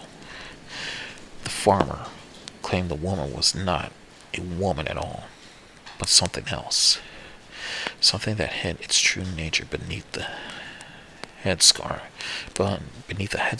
that was never seen without a large dog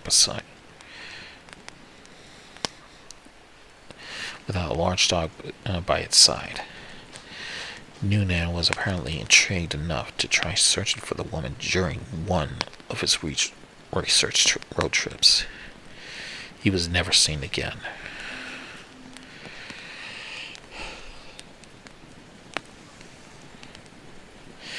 Ellie Noonan was later contacted by a Tulsa pawnbroker who remembered reading about her husband's disappearance in the papers after finding his name engraved on a camera sold to him by an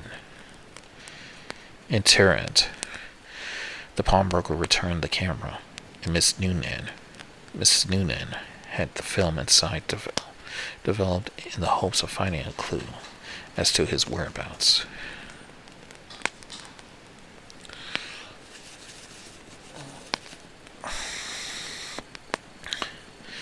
This was the only photo on the roll. Unfortunately, neither the location of the property nor the name of the farmer who told him the story was recorded in Noonan's notes.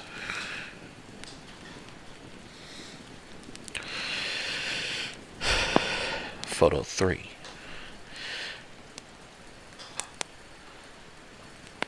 The death of John Usted.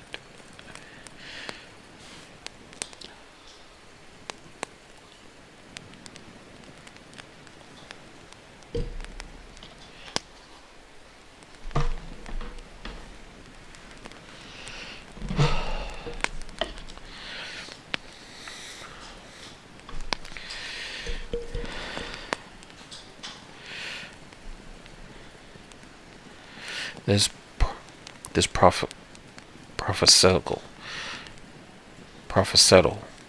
torn photograph depicts a regimental color guard of the Union Army.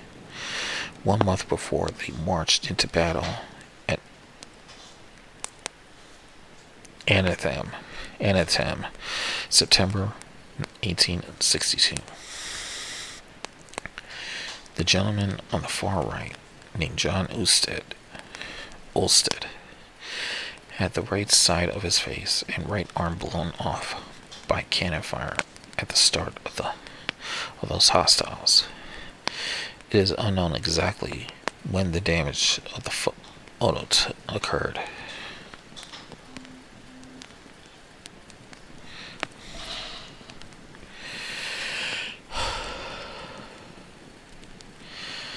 Photo number 4. The Axeman of New Orleans. And I'm going to butcher this name. Edouard Martel was an unsuccessful French photographer and inventor who traveled throughout the United States during the first 2 decades of the 20th century.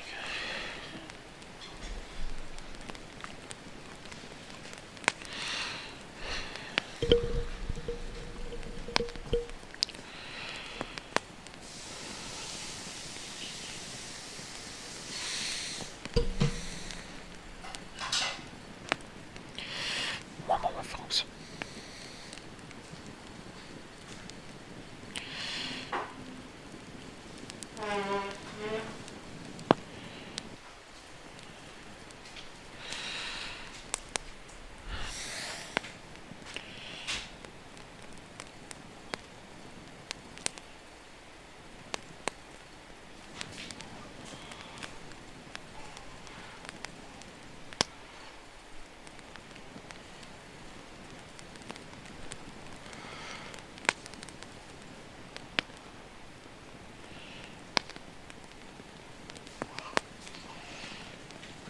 What were you planning to do?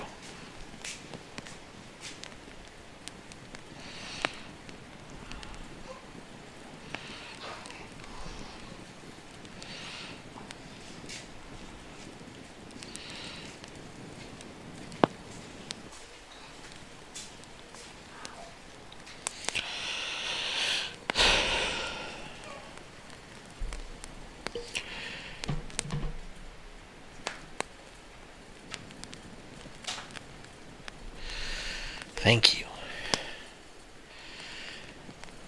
The Axeman of New Orleans.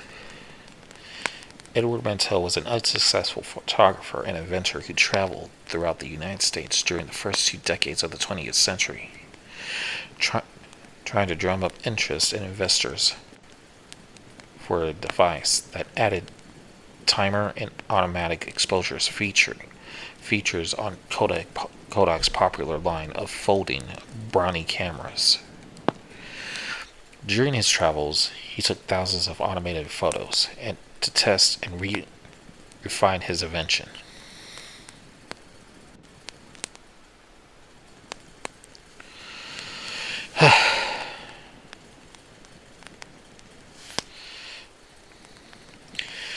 Often he would wake up early, set up a hidden camera in an inconspicuous spot on the streets of whatever city he happened to be in, and then walk to a nearby cafe or bar so that he could capture candid scenes of daily life to remember his travels by.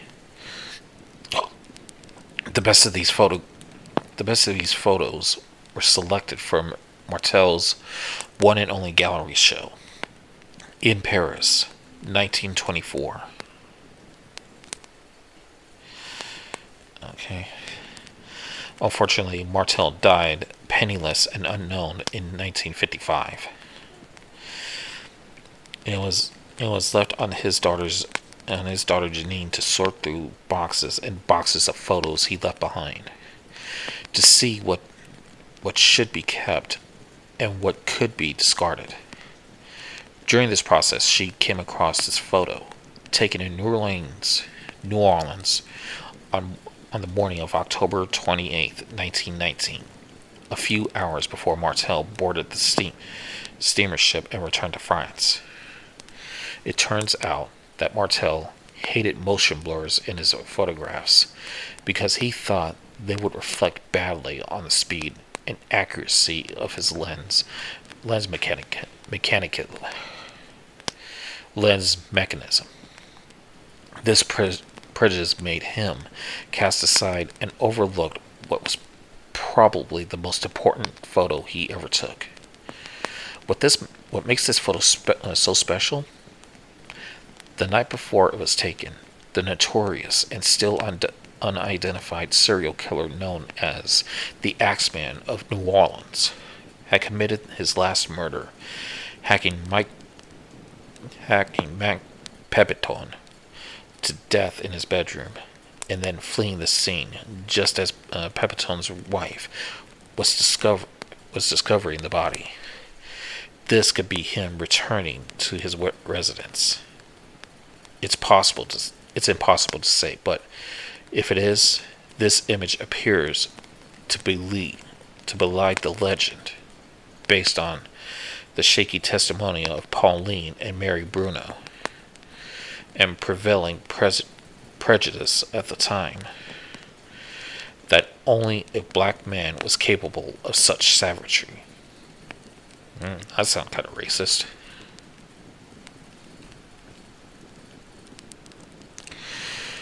Alright, mistress, good night. Thanks for coming by. Love you too. Photo 5. The Grand Caverns Cryptids. This photo was taken in 1895 by an amateur spelunker / photographer named Orrin Jeffries. While exploring an unmapped section of the Grand Caverns in southwest Virginia. At the time it was taken, Jeffries was conducting photographic experiments, using super long exposures to see if anything at all could be captured in the total absence of light, otherwise known as cave darkness. He would situate himself on level ground, extinguishing his lantern, and then open the lens of his homemade box camera for as long as he could stand the darkness.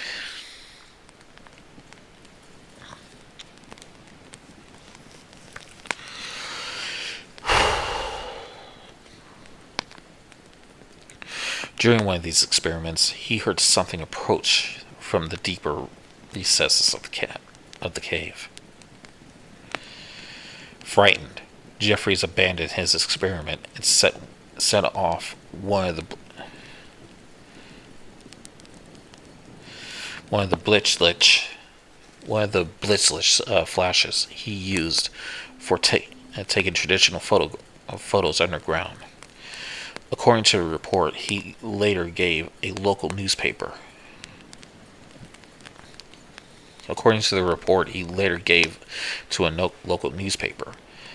Jeffrey saw 3 humanoid creatures staring at him from the shadows and took off running in the other direction, and didn't stop running until he was topside.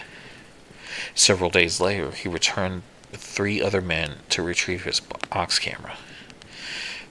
This image was recorded on the film inside.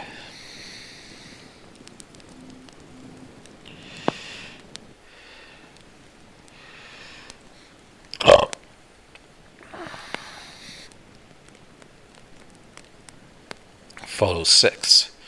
The Harlow Twins. 1938. Evergreen Park, Illinois. Evergreen Park, Illinois, outside of Chicago. Billy and Stevie Harlow were riding in the front seat with their mother Tammy when their Ford sedan collided head-on with a Chrysler. During the collision, the car spun in such as a way as to impact two additional vehicles. Tammy Harlow survived, but the boys were ejected through the windshield and killed instantly. A crime scene photographer from the local paper took this shot as a crew of volunteers worked frantically to free John Downing, the driver of the Chrysler. It appears that Billy and Steve stuck around to watch. What?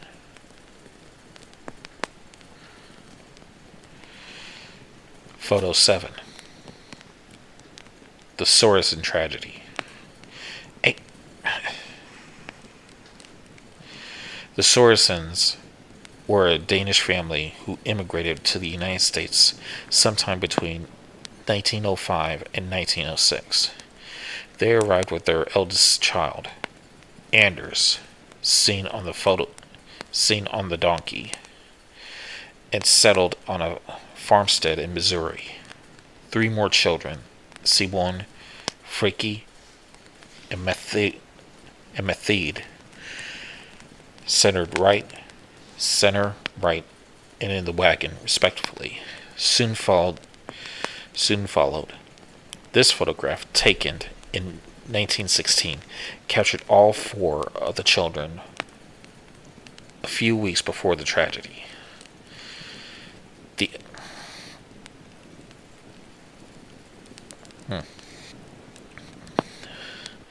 The 3 eldest kids were apparently playing fort in the hay barn and must have fallen asleep. Their father, Nicholas, drove a wooden hay sweep into the pile and dismembered all 3 in locations accurately suggested by the flaw of the photo.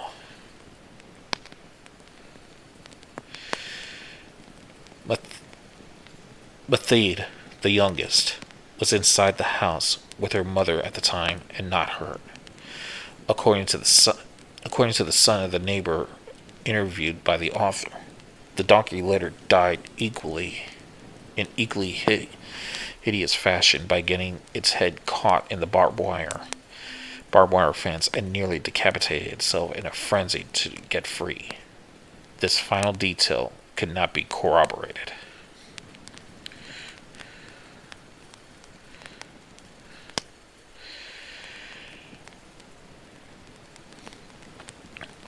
Photo 8. The Spectre of Viola Peters. Viola Peters was a well-born spinster who lived alone in the small rural town of McKaysville, Georgia. She was much loved in her community by her charitable contributors to the Baptist church, the soup kitchen, and the local orphanage, especially during the Depression. When those institutions subsided almost entirely on her largesse. In July 1935, Viola was brutally raped and murdered by a drifter named Tom Cullen, who had worked briefly at the nearby copper refinery. Cullen proceeded to stay on in Viola's house and salvage her corpse for an additional 17 days before he was caught and captured. A posse of enraged localists stormed the county jail, took Cullen, and lynched him from the old bridge over the Toco River. This photo was taken by Garrett Killian a witness to the lynching and caused quite a stir when it was published a few days later in the Atlantic Constitution. To most, it suggested that Viola's spirit achieved some measure of peace by attending her killer's execution. But some twisted minds saw in her forlorn countenance a longing to get one last look at her one and only lover.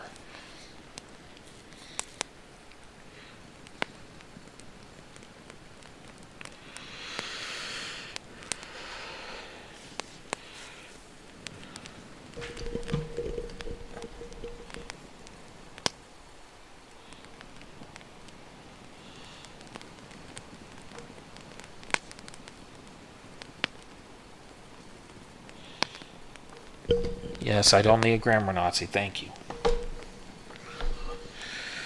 Photo 9. The ghost of Sarah Eustace. Danvers State Hospital, formerly Danvers State Lunatic Asylum, was a Kirkbride-style psychiatric hospital built in 1874 on what was then an isolated site in rural Massachusetts.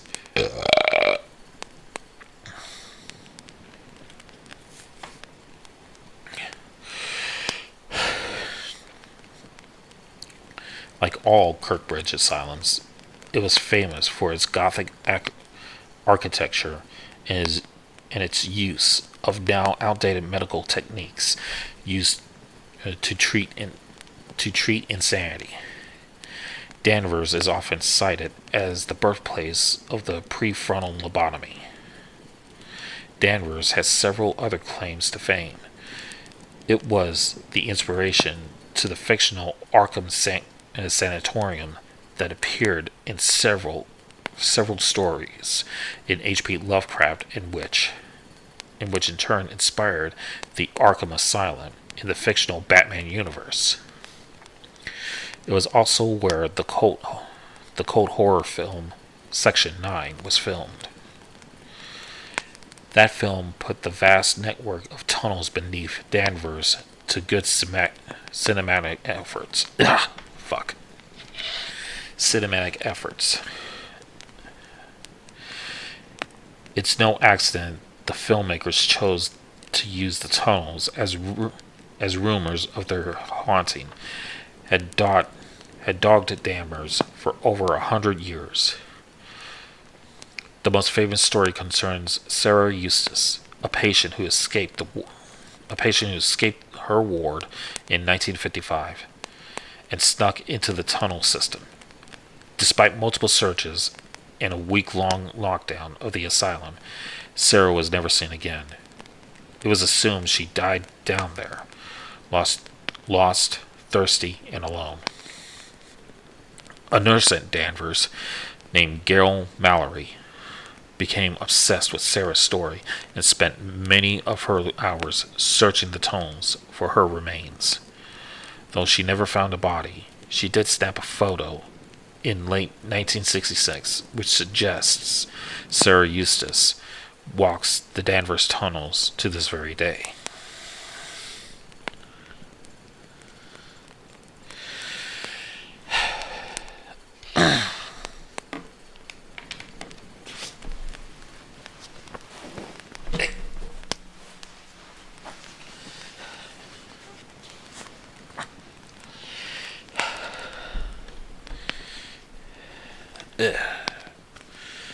Get comfortable.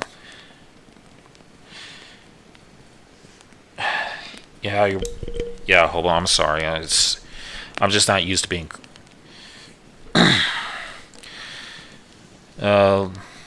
little short story before I get to phone number 10. My mother was a total abusive bitch and everything. And every time I mispronounced words, even when I was still trying to talk, she would swing 4 knuckles upside my head and was like, "Pronounce it right, you piece of shit." And at times I would just snap back and she would just beat the shit out of me. But yeah, I'm sorry. It's just, don't take it personally. I'm just not used to getting friendly help, you know?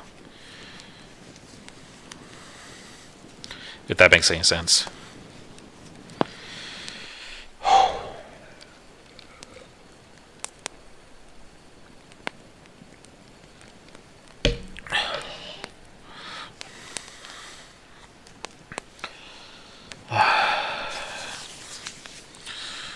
Why do people keep leaving kitchen lights on when nobody's in the kitchen? I don't get it.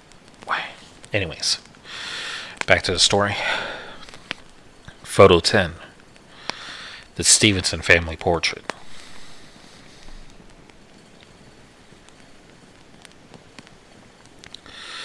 Who says ghosts don't have a sense of humor?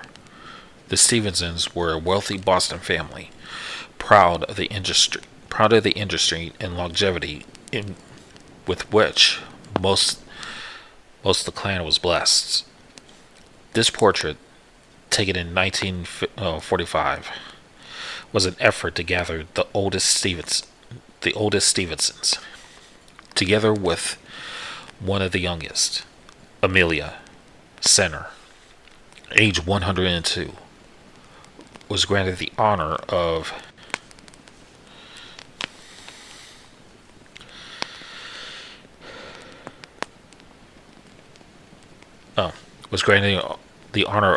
matriarch, while little Ophelia was the token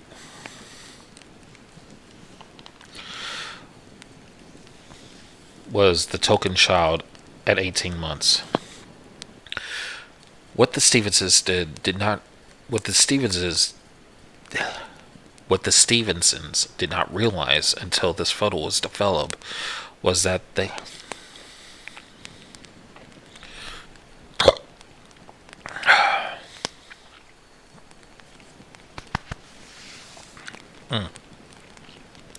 heartburn.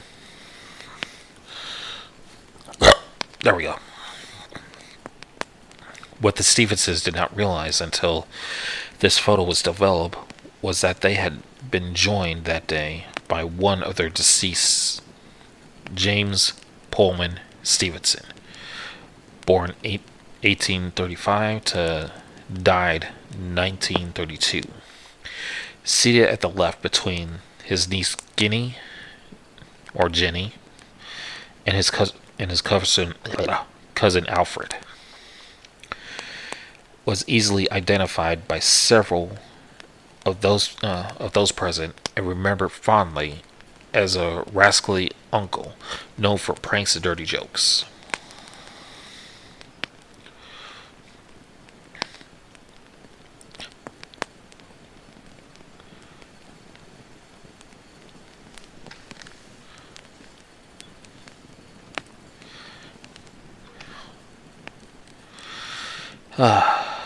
Photo 11.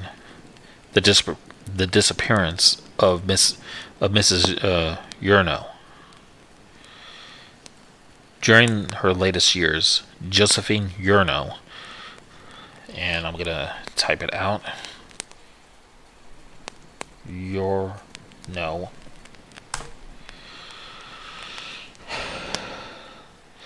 would take a walk every evening at dusk around her beloved neighborhood of Norwich, Connecticut. On November 12, 1935, she set outside as usual.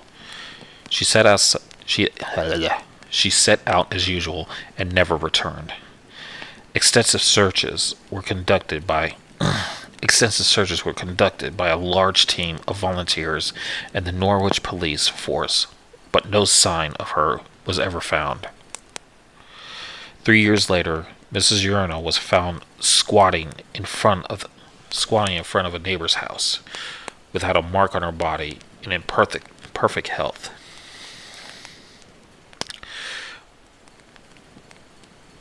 When asked where she had been, Mrs. Urnau was unable to understand the question. From her point of view, no time had passed at all. Against the advice of her neighbors and her doctor, she refused all medical treatment and resumed her life as if nothing had ever happened.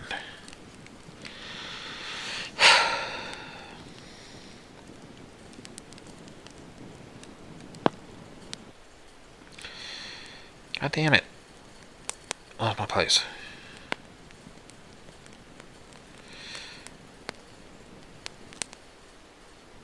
Oh yeah, here we go. You know what, I'm just going to start from this paragraph.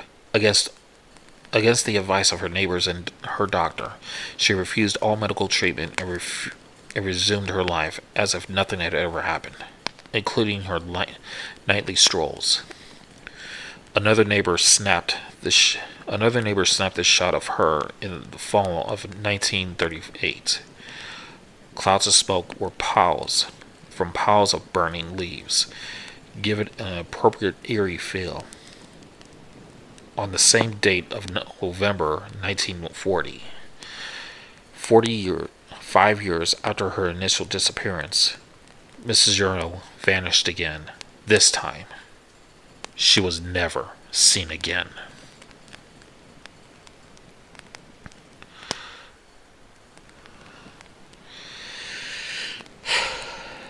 Photo 12. The Fate of Sally York. The 1912 threshing of little Sally York, age 9, in the cotton loom of Norfolk Textile Mill, was one of a handful of such accidents that helped legislators push through the Keating-Only Act of 1916, the child labor law in American history. From the time of the accident until the mill's closing 4 decades later, workers consistently complained of cold spots, strange noises, and sudden taps on the shoulder.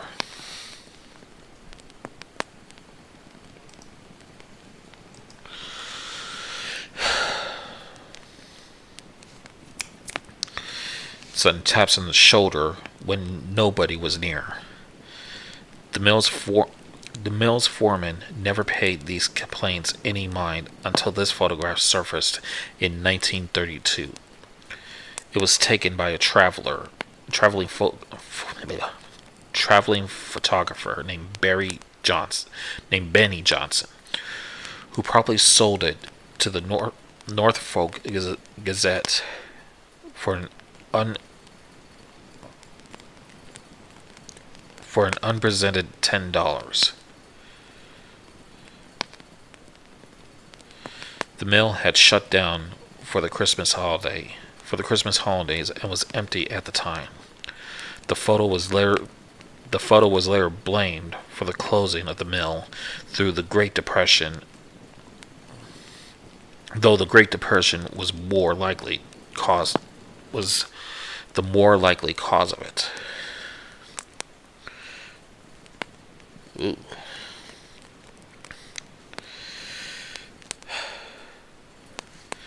Photo 13. Lily Palmer's eyes. Lily Palmer was not quite 4 when she experienced what her doctors would later call an acute onset of sensory hallucinations. This photo, taken by Lily's mother, Aunt Annette, on Halloween night, 1952, purportedly captures the arrival of her disorder. Lily and her Filipino nanny were sitting out for a round of trick-or-treating when the child suddenly screamed and began to claw her eyes out.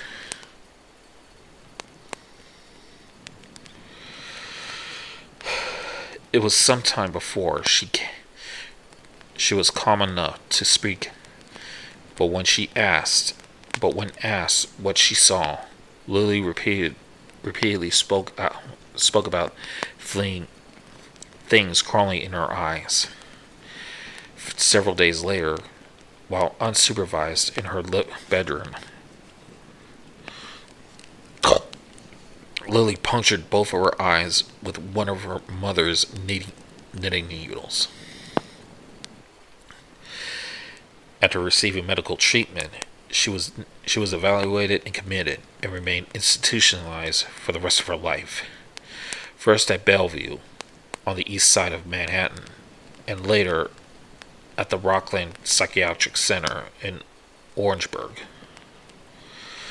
where she remained until she died of a heart attack in March 2001. A call to one of her former caregivers at Rockland confirmed that Lily's episodes were most traumatic on and around Halloween night. But for the majority of her life, she could be heard begging and pleading for the staff to help her get these things out of her eyes.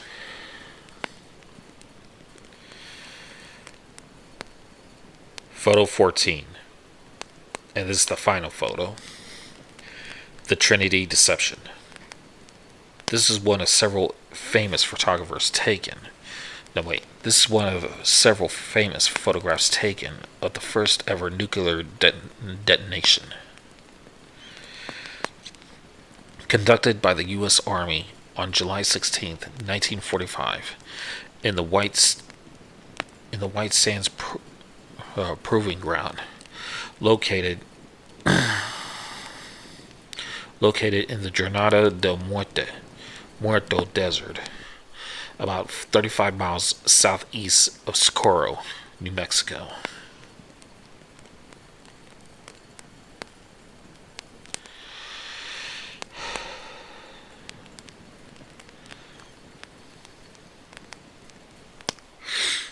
Let's see here. The setting off of this implosion design, plutonium device, the same method used in the Fat Man device dropped on Nagasaki, ushered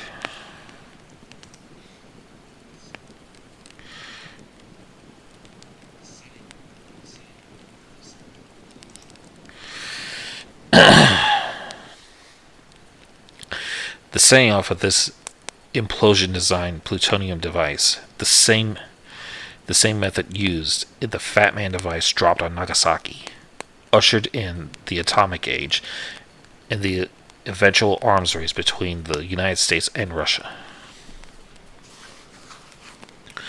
Only a handful of people were aware that this photo was cropped before it was ever released to the public, and they are all now dead. One of them was the original photographer, who gave the author a copy of the original on the condition that it be kept out of the public eye until such a time that the citizens of the world can handle the ramifications of what it depicts.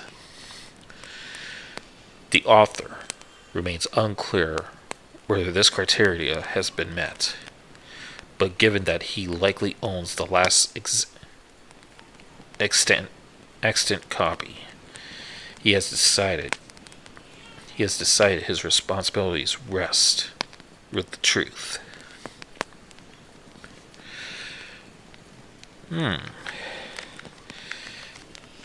Makes me wonder why the old man wanted the photographs back in the first place.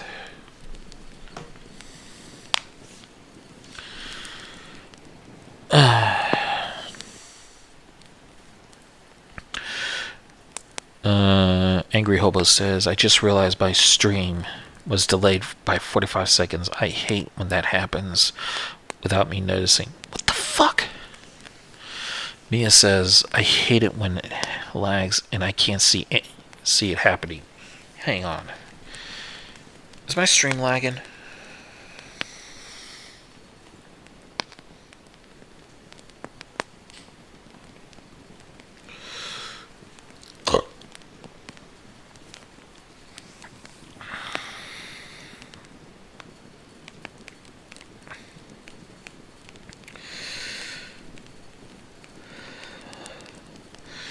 But yeah, that was Anomaly.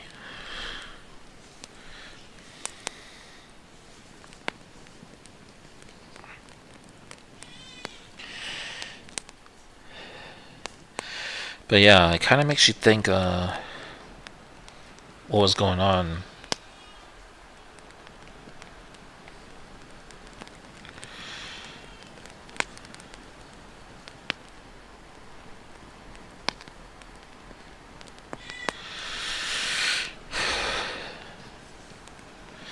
Well, maybe the old man did like creepy pictures, but at the same time, when the last one came up, and you're thinking, oh shit, he fucked up. He wasn't supposed to release those photos to anybody.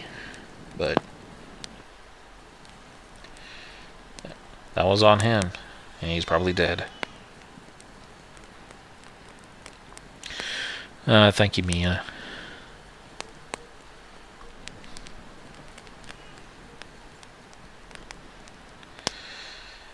I hope, well, I do know that, we're probably going to be seeing, not seeing, but, do know that, we're probably going to be hit by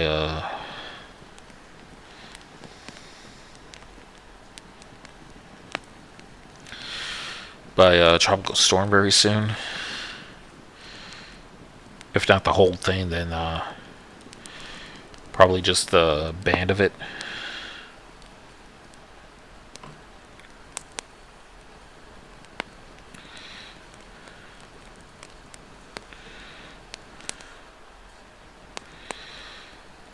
And hopefully I know.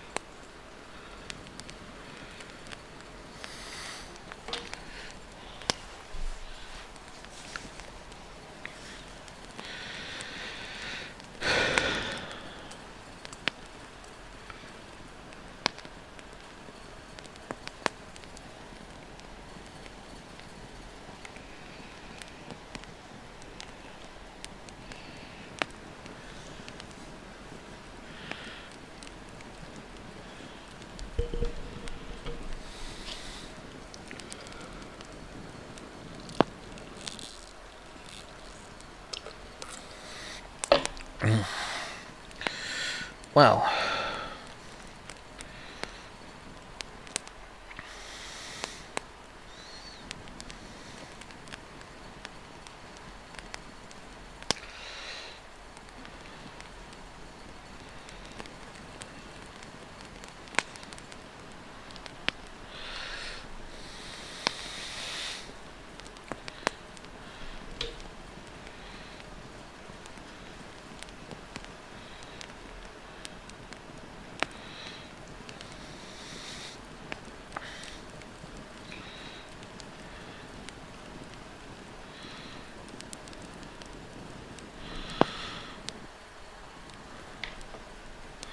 I know. Thank you, Mia.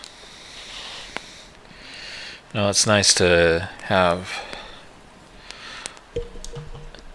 loyal friends and great friends to back you up when and help you out when they can. And I appreciate each and every one of you for it.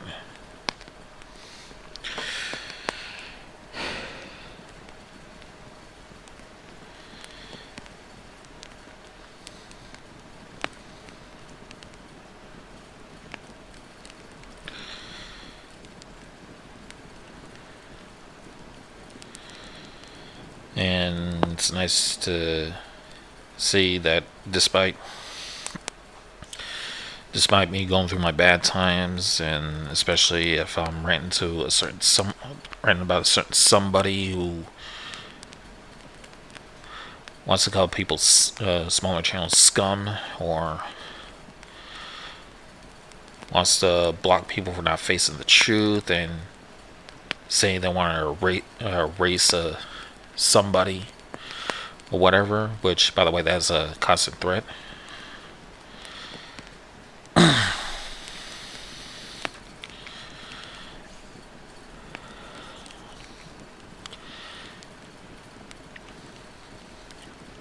I'm not that person, okay?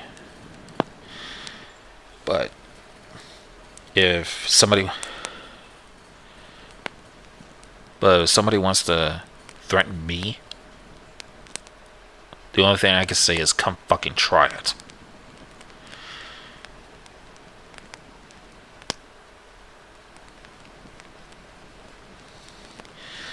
Because I can guarantee you their bodies would not be discovered where I'm living at.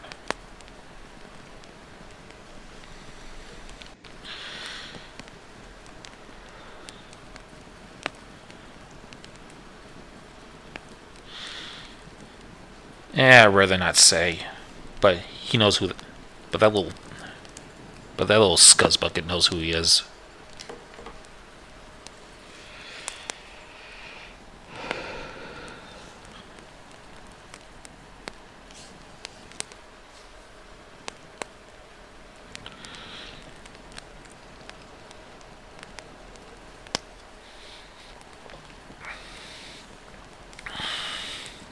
Well, I'm glad I can do what I can to help you, Princess Warrior Dragon.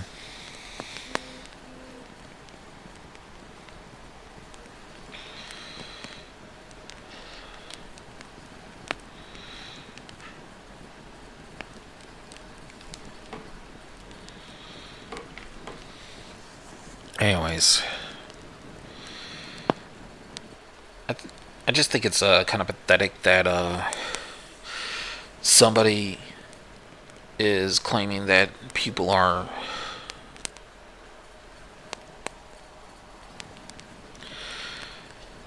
going around saying that we're doing live ratings just to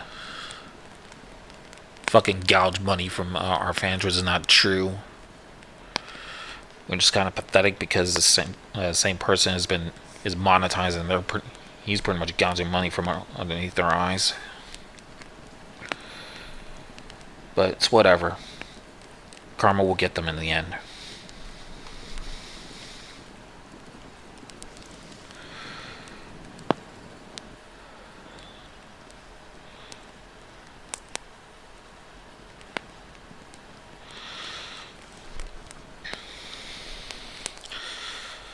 How dare I not have a million subscribers? Please, I'm not that fucking good. Yeah, I'm pretty much not everybody's cup of tea either.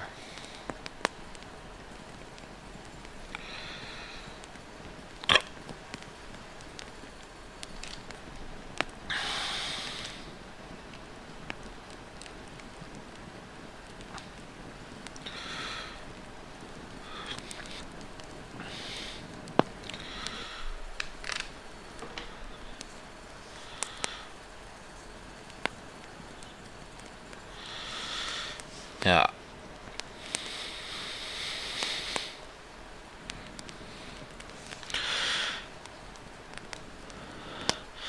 Yeah, I don't get money when I stream either, and I'm not expecting everybody to give me money when they can, because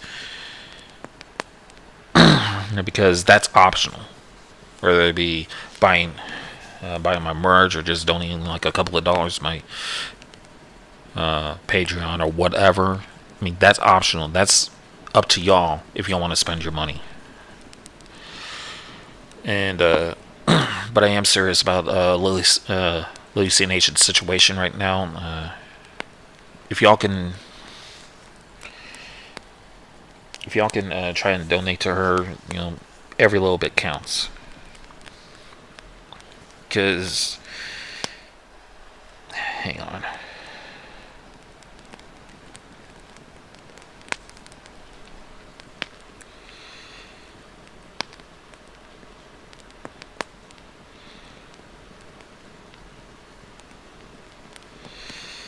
I had her PayPal here. There we go.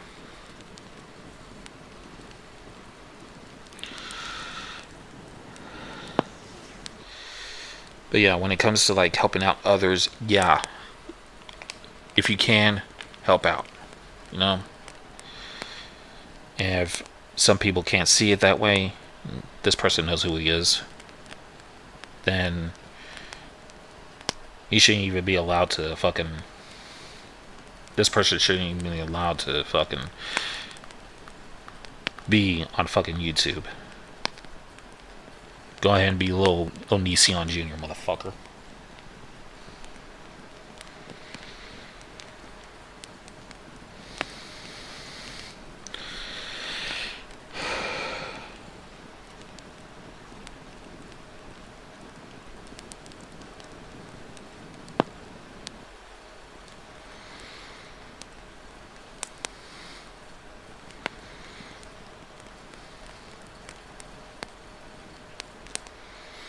Just gonna tap.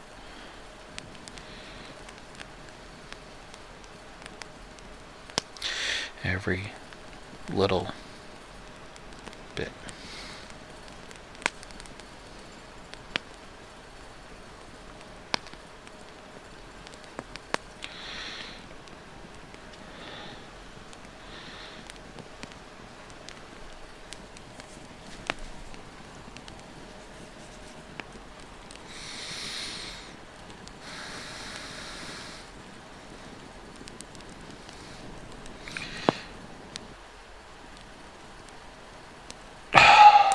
God damn it. Hang on.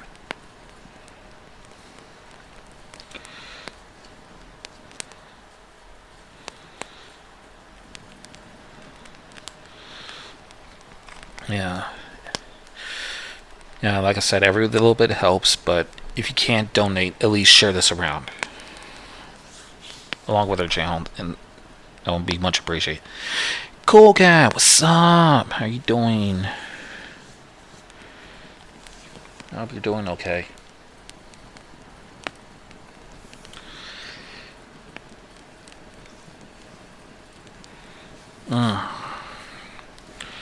What time is it right now?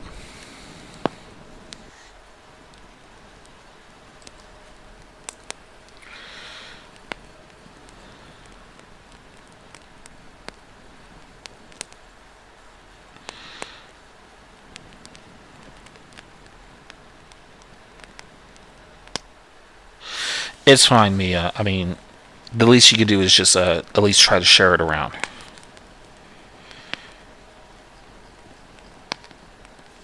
Figure it'd be a great way to help her out any way you can.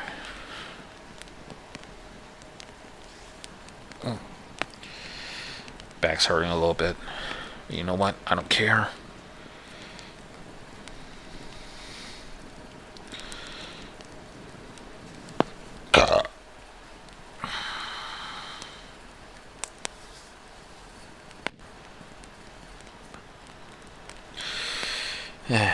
I think we have one. If I can find a lengthy one, I can give y'all one more story. And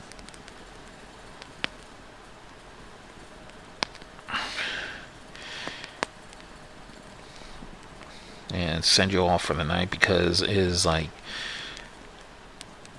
close to 2:30 over here, and I know everybody is ready to go back and go to sleep. So yeah. Aisha, what's up? Thanks for coming. How are you doing?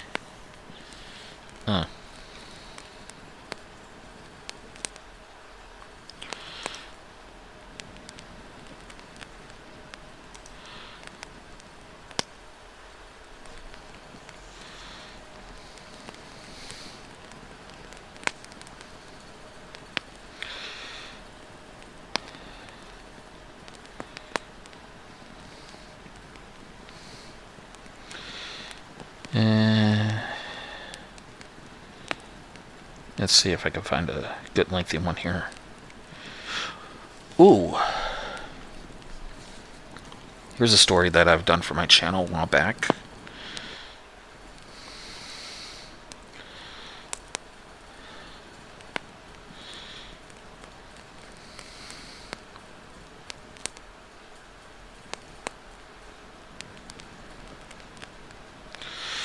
It's called... The story is called...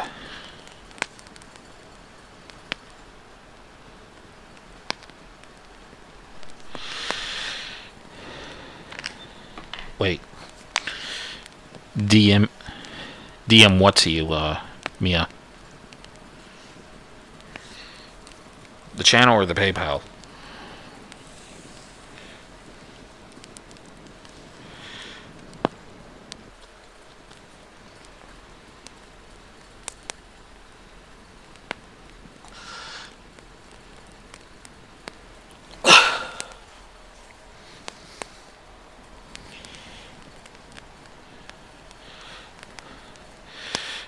Congratulations for...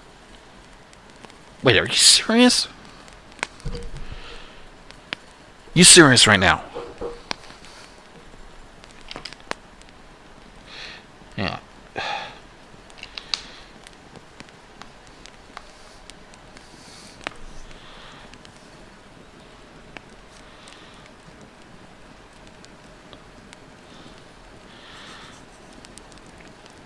I trust you, Aisha, and I gotta tell you...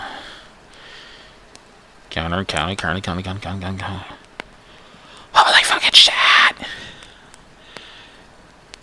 Oh, thank you, Aisha. Thank you so much.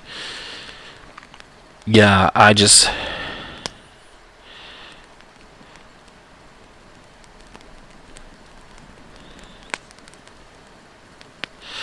yeah. Yeah, Aisha and Coolcat just confirmed to me I have now hit 800 solid. Holy shit, I didn't think I was gonna go this far.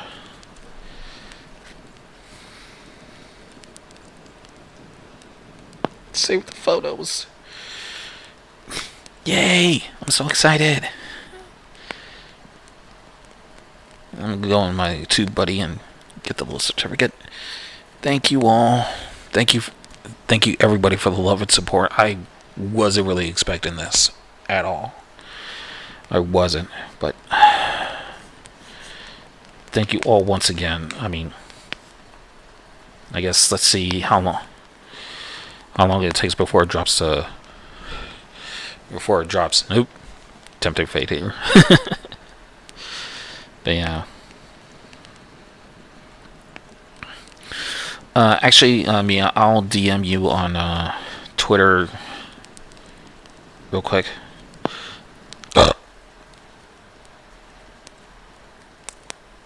Okay.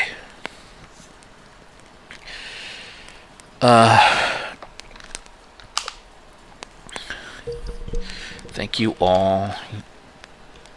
You're all such amazing people. Can't thank you enough. Me, I'll DM you via Twitter. If that's okay with you. Hey. No, I didn't. No, I didn't notice, honestly. Because for a while, my numbers have been jumping up and down, like switching from 799 to 797.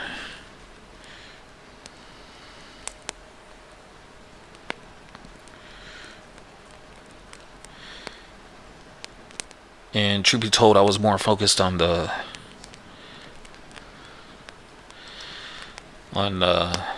live stream more than what my sub count was going on with.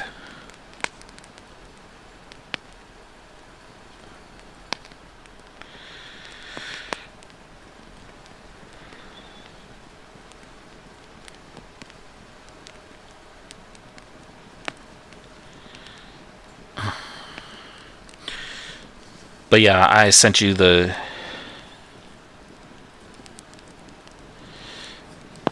Thank you, Mia.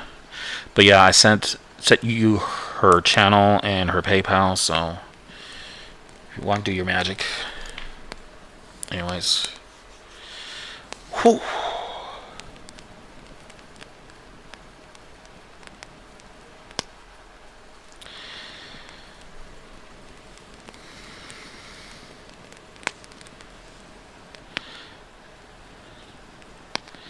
Aw, thank you. Thank you, Aisha.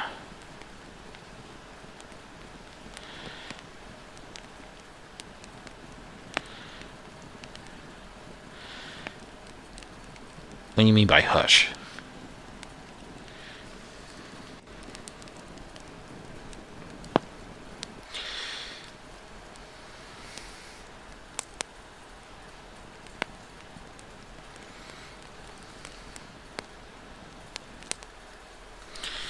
Aww. Well, maybe.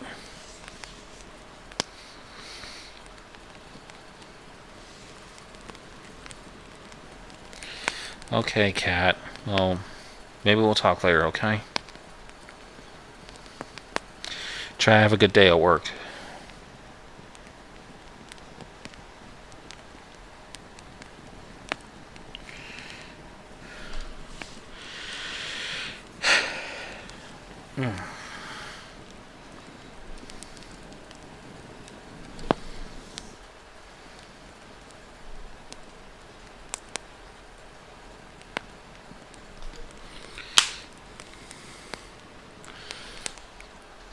But yeah, as I was saying, I think I'm gonna read one last story to y'all, and I think we're gonna close up shop for tonight because we're now nearing the third hour.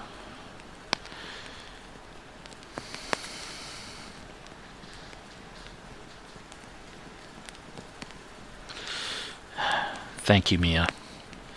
You've always been a great friend to me.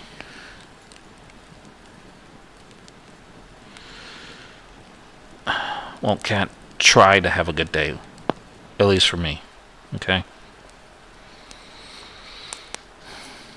Alright. Alright. But yeah, this is going to be my last story for tonight. And then,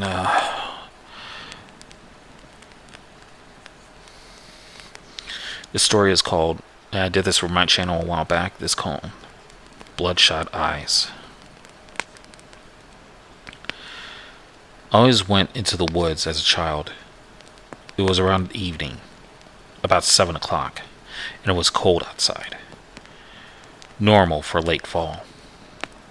I was standing on my porch, looking at the woods. My family had moved here a few years back. The house was brick, had 2 floors and 5 bedrooms. My bedroom was upstairs, and my parents lived downstairs.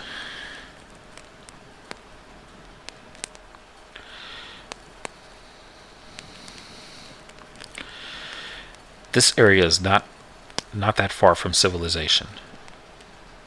It was only a few blocks away from the city. I actually love the nature around these woods. I found it very calm and relaxing. I always liked these woods for their serene wilderness and vast amount of trees. The trees spanned at least 1 mile. I looked around and saw an abandoned lumberjack camp. No one was there, only machines. The machines stood in around one single object, a chainsaw.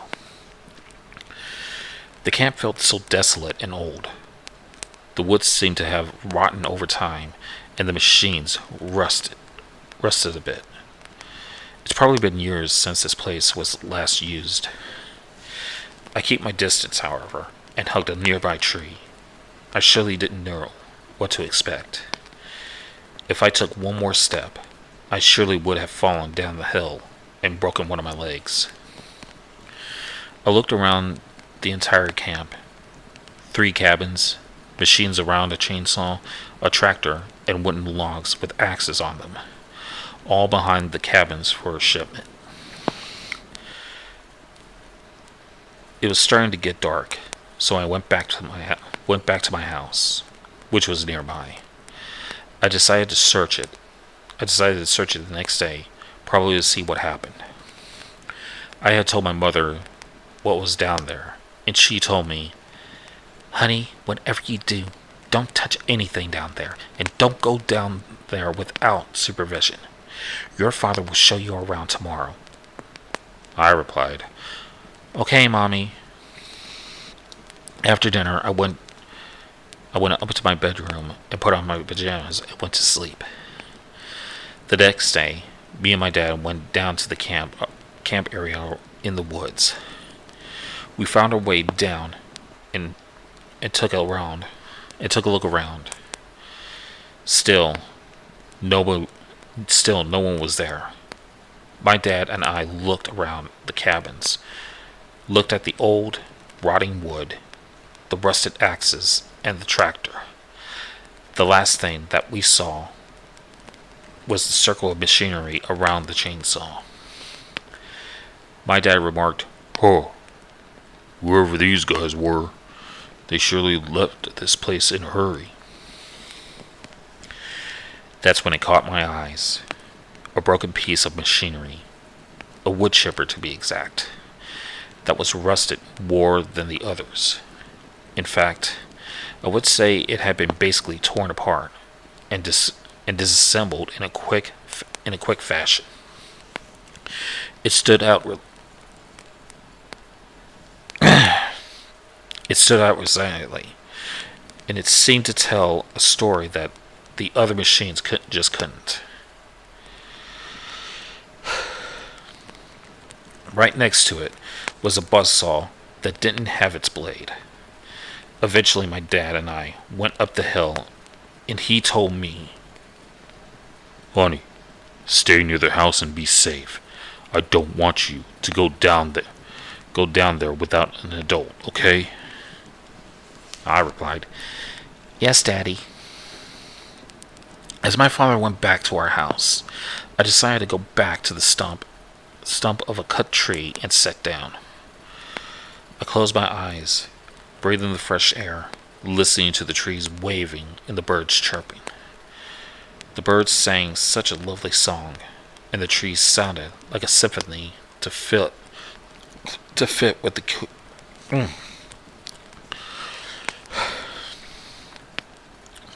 the chorus of birds. Suddenly the chirping ceased, and I opened my eyes quickly.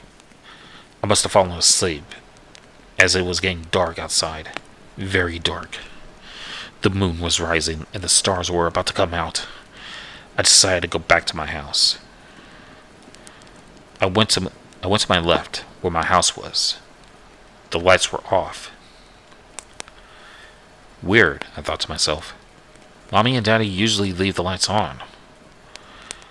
I ran quickly to my house. The door was open. I grabbed the emergency flashlight, turned it on, and walked into the house. The older wooden boards were creaking, so I had to go to the newer wooden floors. I looked around the house, not seeing my parents. Then I heard a clang coming from the kitchen. I ran to the opposite direction in fright, knowing someone might be in our house. I started hearing revving. 1, 2, 3. On the 4th, I knew what was revving up. It was a chainsaw. I hid into my closet, hoping whoever was in my house wouldn't find me. The sound of the chainsaw started to get closer, as I heard the stair boards creak and the sound of footsteps come closer. I looked at the door. That's the first thing that was opened. A silhouette was coming into the room. It was a tall, built man holding a chainsaw. His hair seemed to go around at random, so he must have had bandages or something on his head. Finally, I saw his eyes. His bloodshot eyes. They glowed in the dark room and seemed to stare at me. He just walked calmly in my room, looking around, the floor creaking. He seemed to be holding something in his left hand. It was my mother. I started to freak out, but for some reason I couldn't scream. I was tearing up at the sight of it. I backed into the closet, but it must have caught his attention. Soon the man found me and laughed as he was about to swing his chainsaw down at me. I woke up in a flash, screaming. I was still on the stump, so I must have fallen asleep into a nightmare. It was evening now, and I ran to my house. I ran inside and slammed the door, ran upstairs. My mom asked, "What's wrong, honey?" I didn't reply. Day to day, I stayed in my house and never went into the woods. I knew that someone or something was out there, just waiting for me to slip up once in the woods. I avoided it whenever I could. Most of the time, I would rather be in the city with civilization, with police. Over time, I started to forget what was my nightmare. I started to forget what my nightmare was, and what was scary about the woods. Eventually, I coped with the realization that no one was in those woods. Around 2 years later, when I was 13. Around 2 years later, when I was now 13, my dad asked, Want to go to the lumber camp again?" I said, "Yes, I like to see it." We grabbed our jackets and went into the woods once more. It was a very cold December afternoon, so we decided to make the trip.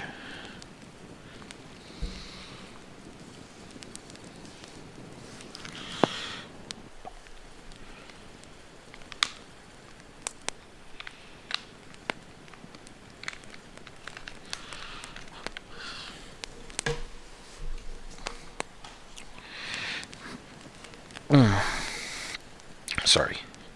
It was a very cold December afternoon, so we decided to make the trip quick.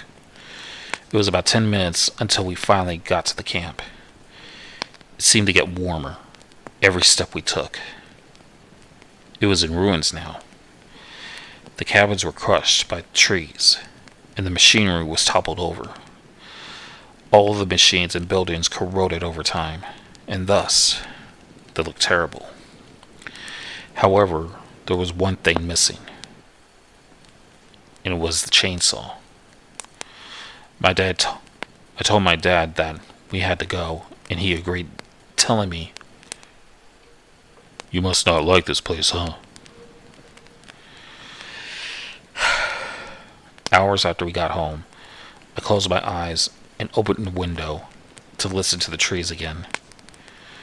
When I opened them though, it was completely dark. I could barely see a thing. This time, I made sure I wasn't dreaming. So I hit myself. Nothing. Now I knew I wasn't in a dream. So I made sure to grab a flashlight on my dresser and turn it on. I asked my parents, "Mom? Dad? Are you here?" No response. I looked around my house. Nothing was in shambles. So I slowly went down to look for the lights. I switched the lights, but they wouldn't come on. Now the only source of light is now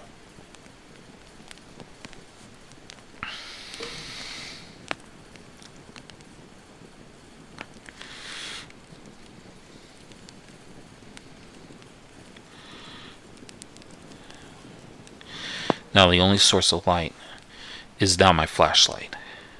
Slowly, I walked down the stairs to make sure no one was inside. The door was shut, and in fact locked. No one must have gotten inside by now.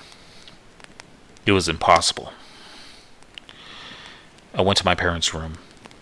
but they weren't there at all. I asked again. Mom? Dad? Please answer me. Soon I heard my mom's voice. Anna. I looked outside. It was outside of the woods. The voice repeated, Anna. Please, honey. Come back to me. My head told me not to go, but my body let itself out of the door. I made sure to grab the hatchet, should anything try to get me. My eyes saw as the woods, covered in the thin fog, came ever so closer to me, or as I came closer to the woods. I kept going towards the voice of my mom, hoping that I'd see her. I looked around the woods until I bumped into something. My flashlight had went out at the time, so I felt the object. It was somewhat gooey and bumpy, so I went left. It felt cold. Hang on. It felt cold. Damn it, I lost my place.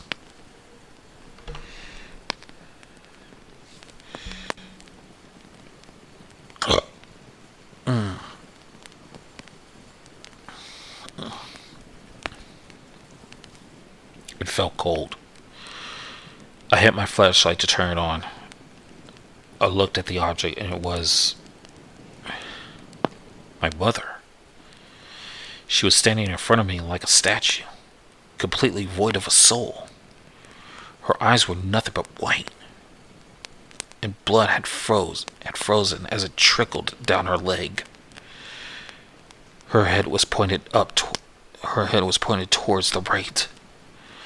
So reluctantly, I went to my right. As I looked around the woods, I finally found my father with the same eyes and stance. His body was pointed to the camp.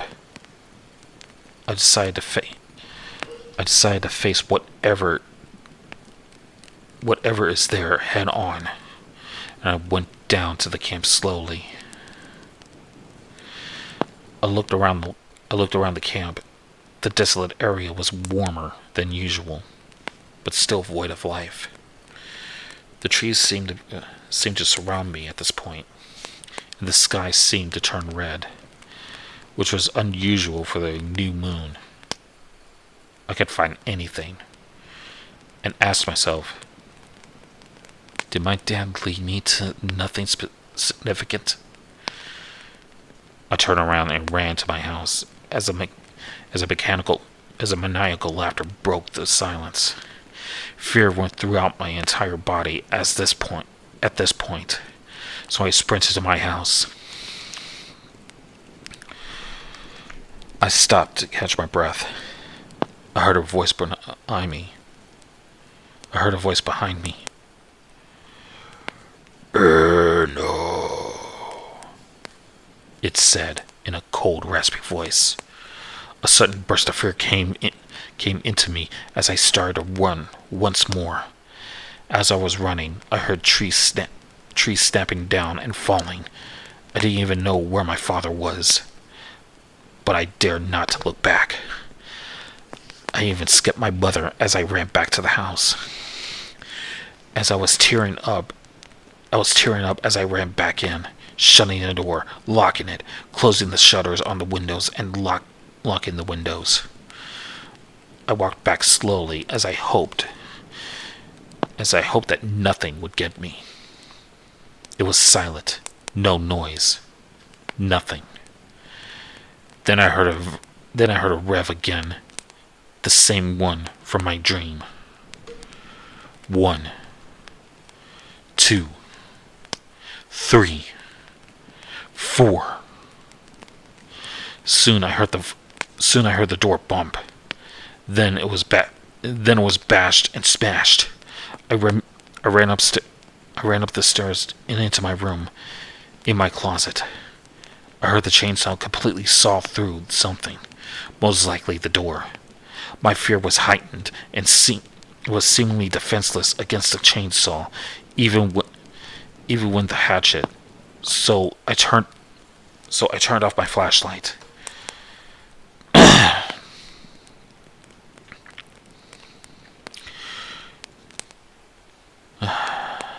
The person was walking up the stairs. I heard my mom's voice. Anna. Then my dad's. No. I heard the voices of many people that I have met in my life. But how could someone imitate those voices? It's almost impossible.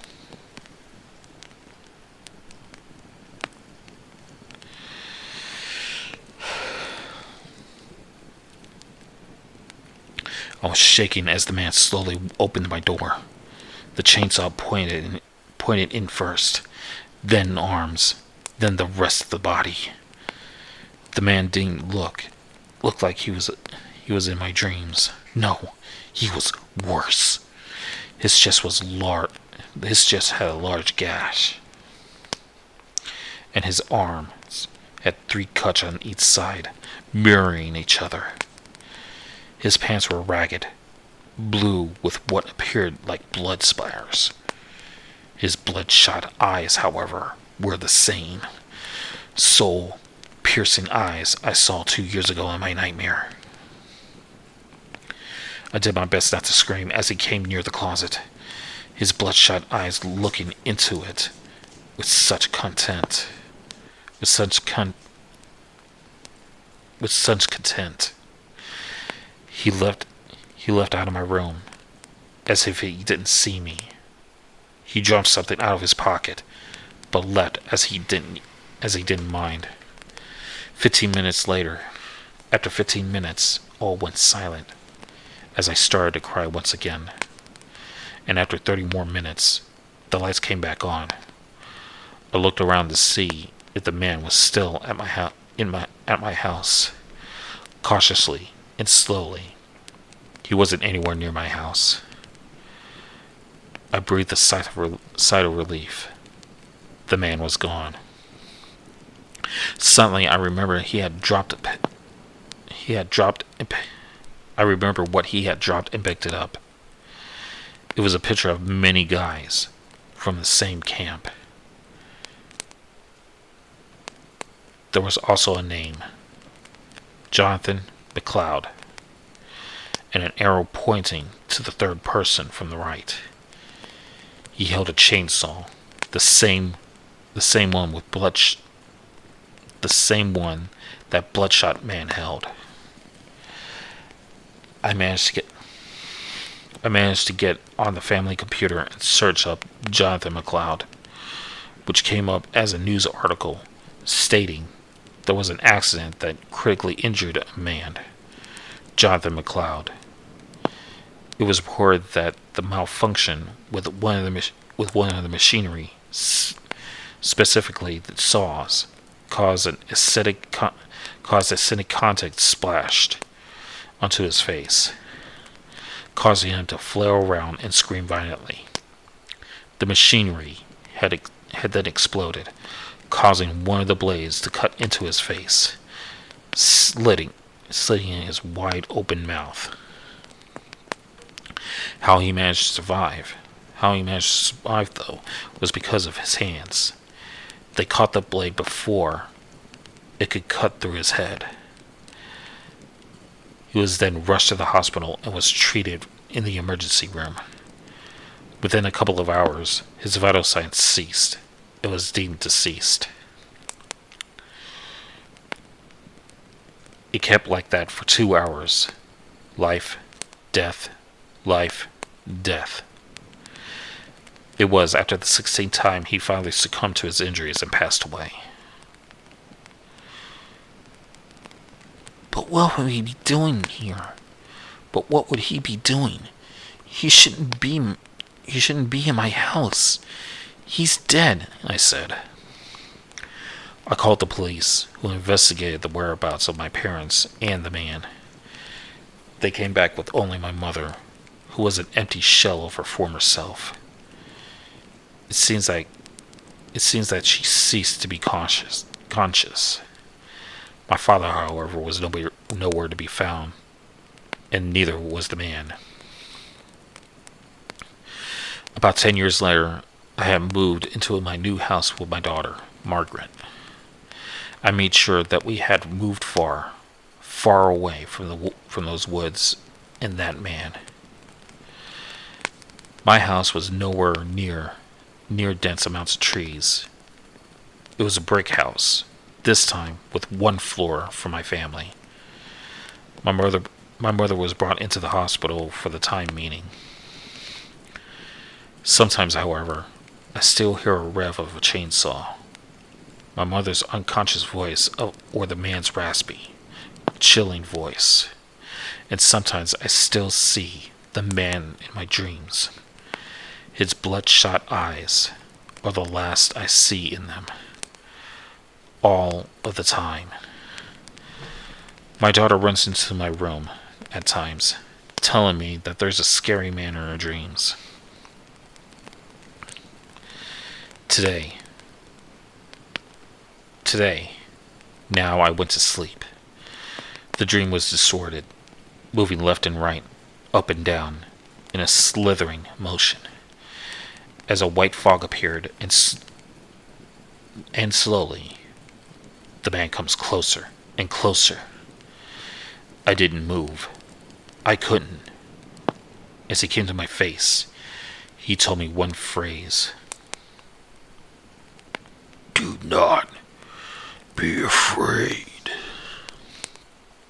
I woke up at 7 o'clock once again, next to my sleeping daughter. A note sat on her head, with the name Bloodshot on it.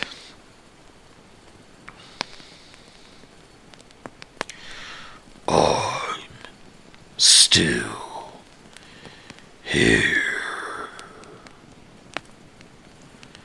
An image was behind the note.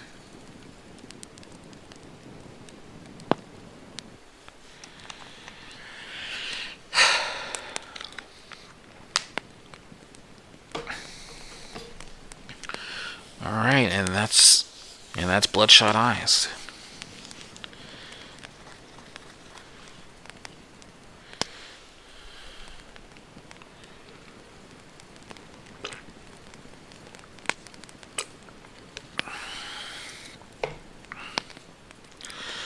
Since when was I a moderator for you, EL, says Cool Cat. Since tonight. But yeah, that's the last story for tonight. Now go ahead and get to work, Cool Cat. We'll talk soon.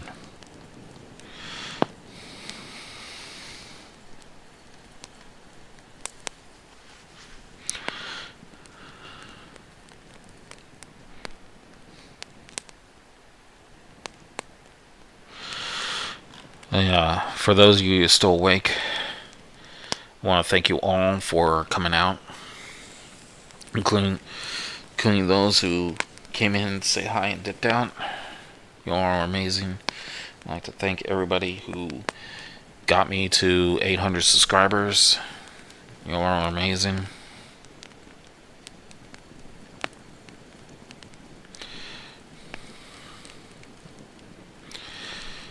I love you all for it. And maybe in the next 2 weeks I'll do another live stream. Rather be another Stories After Dark episode, or just shooting the shit, you know. But I really thank you all for coming out here. And I apologize for my earlier rant. Just something to be said.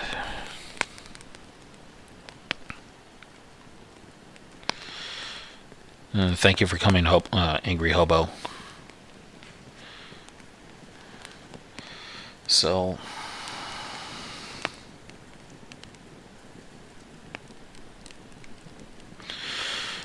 You have a good day, Cool Cat. Thank you all. And for those of you who are still awake, thank you. I love you all. You are all amazing. So, with that said, we have hit the 3-hour mark, so I'm going to go do the usual spiel.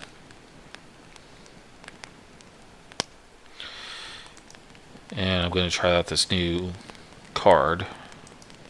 So...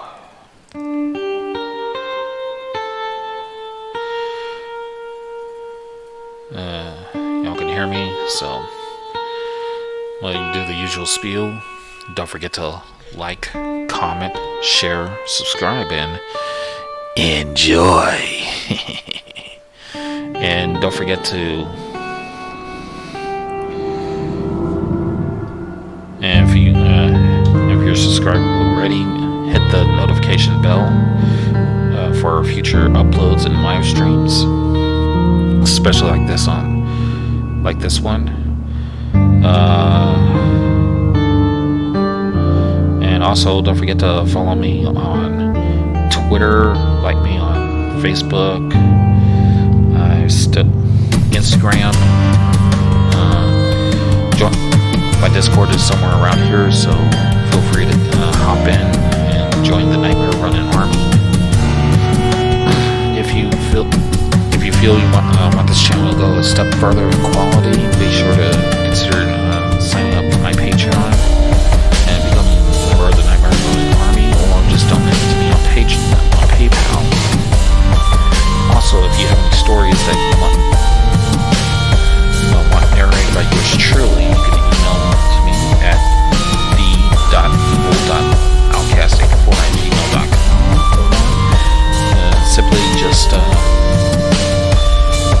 submit them in my subreddit, Evil Outcast Stories, where the E and O and S are capitalized. So, that said, I just want to tell all y'all, thank you for coming out. Thank you for your love and support. Stay safe, stay healthy, wash your hands, wipe your ass, do what you can, cover your face with a mask, do what you can to prevent the spread of the Rona. And y'all have a good morning, evening, night, day, wherever y'all may be. Love you all. Thank you once again, and remember, I'll be seeing you in the shadows.